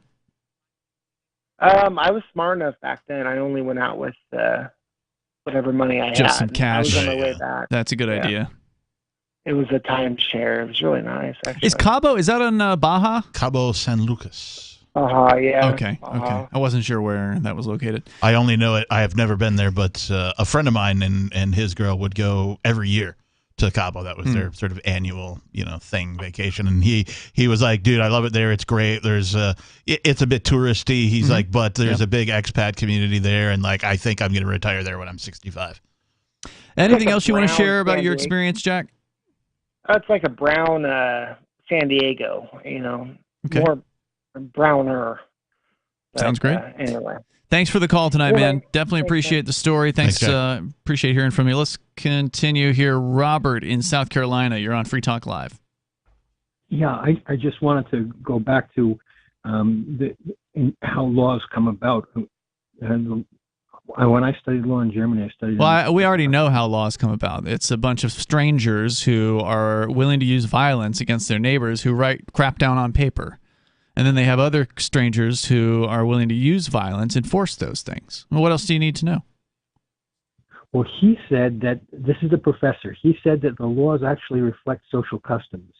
And basically people write them down and then they try to follow them. And social customs, they change. The professor, like from Gilligan's Island? He was. Well, plus it's ridiculous. I mean, look, there's a lot of social customs out there. For instance, one of them is that you pay for your meal after you eat at a restaurant, right? Like, but they don't need to have a law to say you have to pay for your meal when you eat at a restaurant. Same thing with going to the grocery store. It's custom that you stop and pay at the cash register before you walk out the door of the store. You don't have to have a specific law to say that. And you don't even need a law to know that it's wrong to steal things and that it's wrong to hurt people. So that's why the old saying was ignorance of the law is no excuse. That goes, as I understand it, that goes back to when the law was simple and it was don't hurt people, don't take their stuff. To say that you were ignorant of that kind of natural law would be no excuse. But to say you're ignorant of all the statutes and the codes and all the tomes and tones of law books, quote unquote law books in this country and others for that matter, is completely believable because no one could possibly read all of them. How many law books have you read through? Well, I had a complete library in Dresden. But of course, it wasn't the complete German law. The complete German law is great. Is a large number of volumes. So you've never read it? Well, no, not the whole thing. Of course for sure. Not. Yeah. How much of the American law where you currently live have you read? Well, I didn't study here in the United States. But you live here, though, right? Like, so presumably, people who live here, they're expected to know the laws, right? They say ignorance of the law is no excuse. So how much of it have you read, Robert? You who loves the law so much and loves the system so much, you surely spend all of your free time, or at least a good portion of it, reading the law text, right? No, actually, you don't. I got most of my knowledge actually comes from to a large degree listening to what's going on in Washington and understanding that aspect of the law. Okay, well, that doesn't mean anything as far as what the law says. That's just people reporting news and politicians speaking on pulpits and whatever. It's meaningless. Hey, David, I have a question for you. Or Scott, sorry. Robert, sorry. Jeez, wow. God, I don't know who What's this guy's name? Yeah. I was thinking of the other caller. I have a question for you. Cop sucker named Scott that used to call it. Anyway, go ahead. Do you know how many laws there are in the United States? No, that would be a matter of code law and their interpretation and take a guess. I mean, how many? You're talking about code law? I'm talking about code law. All laws for statutes governing codes. Citizens in the United States. How many are there? Well, there are two law of precedence and code law. I would say the two distinctions, and to ask how many laws of precedence there are, I don't think anybody would know exactly. Really? So many you can't even count. Yeah, very good. Hey, do you know how many new laws are added every year in the United States of America? It depends. As many court cases as there are, little interpretations which come out after every case. So you refer back to a case. This guy would make a great politician, wouldn't he? He can't answer a question straight. This one actually has a number: 40,000. 40,000 Does that new include laws state? Every year in the United States. That includes all the states? Yes. Federal. Well, I mean, that's still a lot. Right? How many pages is the 40,000, right? Because each law can be 1,000 pages or whatever. Thanks, Robert. Let's go to another caller here calling from the 803 area code on screen. You're on the air. Well, hey, hello. Hey. This is yet another Robert from South Carolina. Welcome, Robert. Oh, you sound much better so far. Yeah, well, it's a different world. There's definitely a couple different versions of South Carolina. Hey, anyways, I drive a semi for a living, and I stumbled across y'all recently. Thanks for your service. I think you're very entertaining. I like some of the things you say, and I disagree with some of the things you say. Well, that's okay. The way life is supposed to be. Yeah, sure. I do love the callers that just want to dance and spar and say nothing. I mean, the citizenship guy earlier today was a hoot. Oh, yeah. That was fun. That was definitely very funny.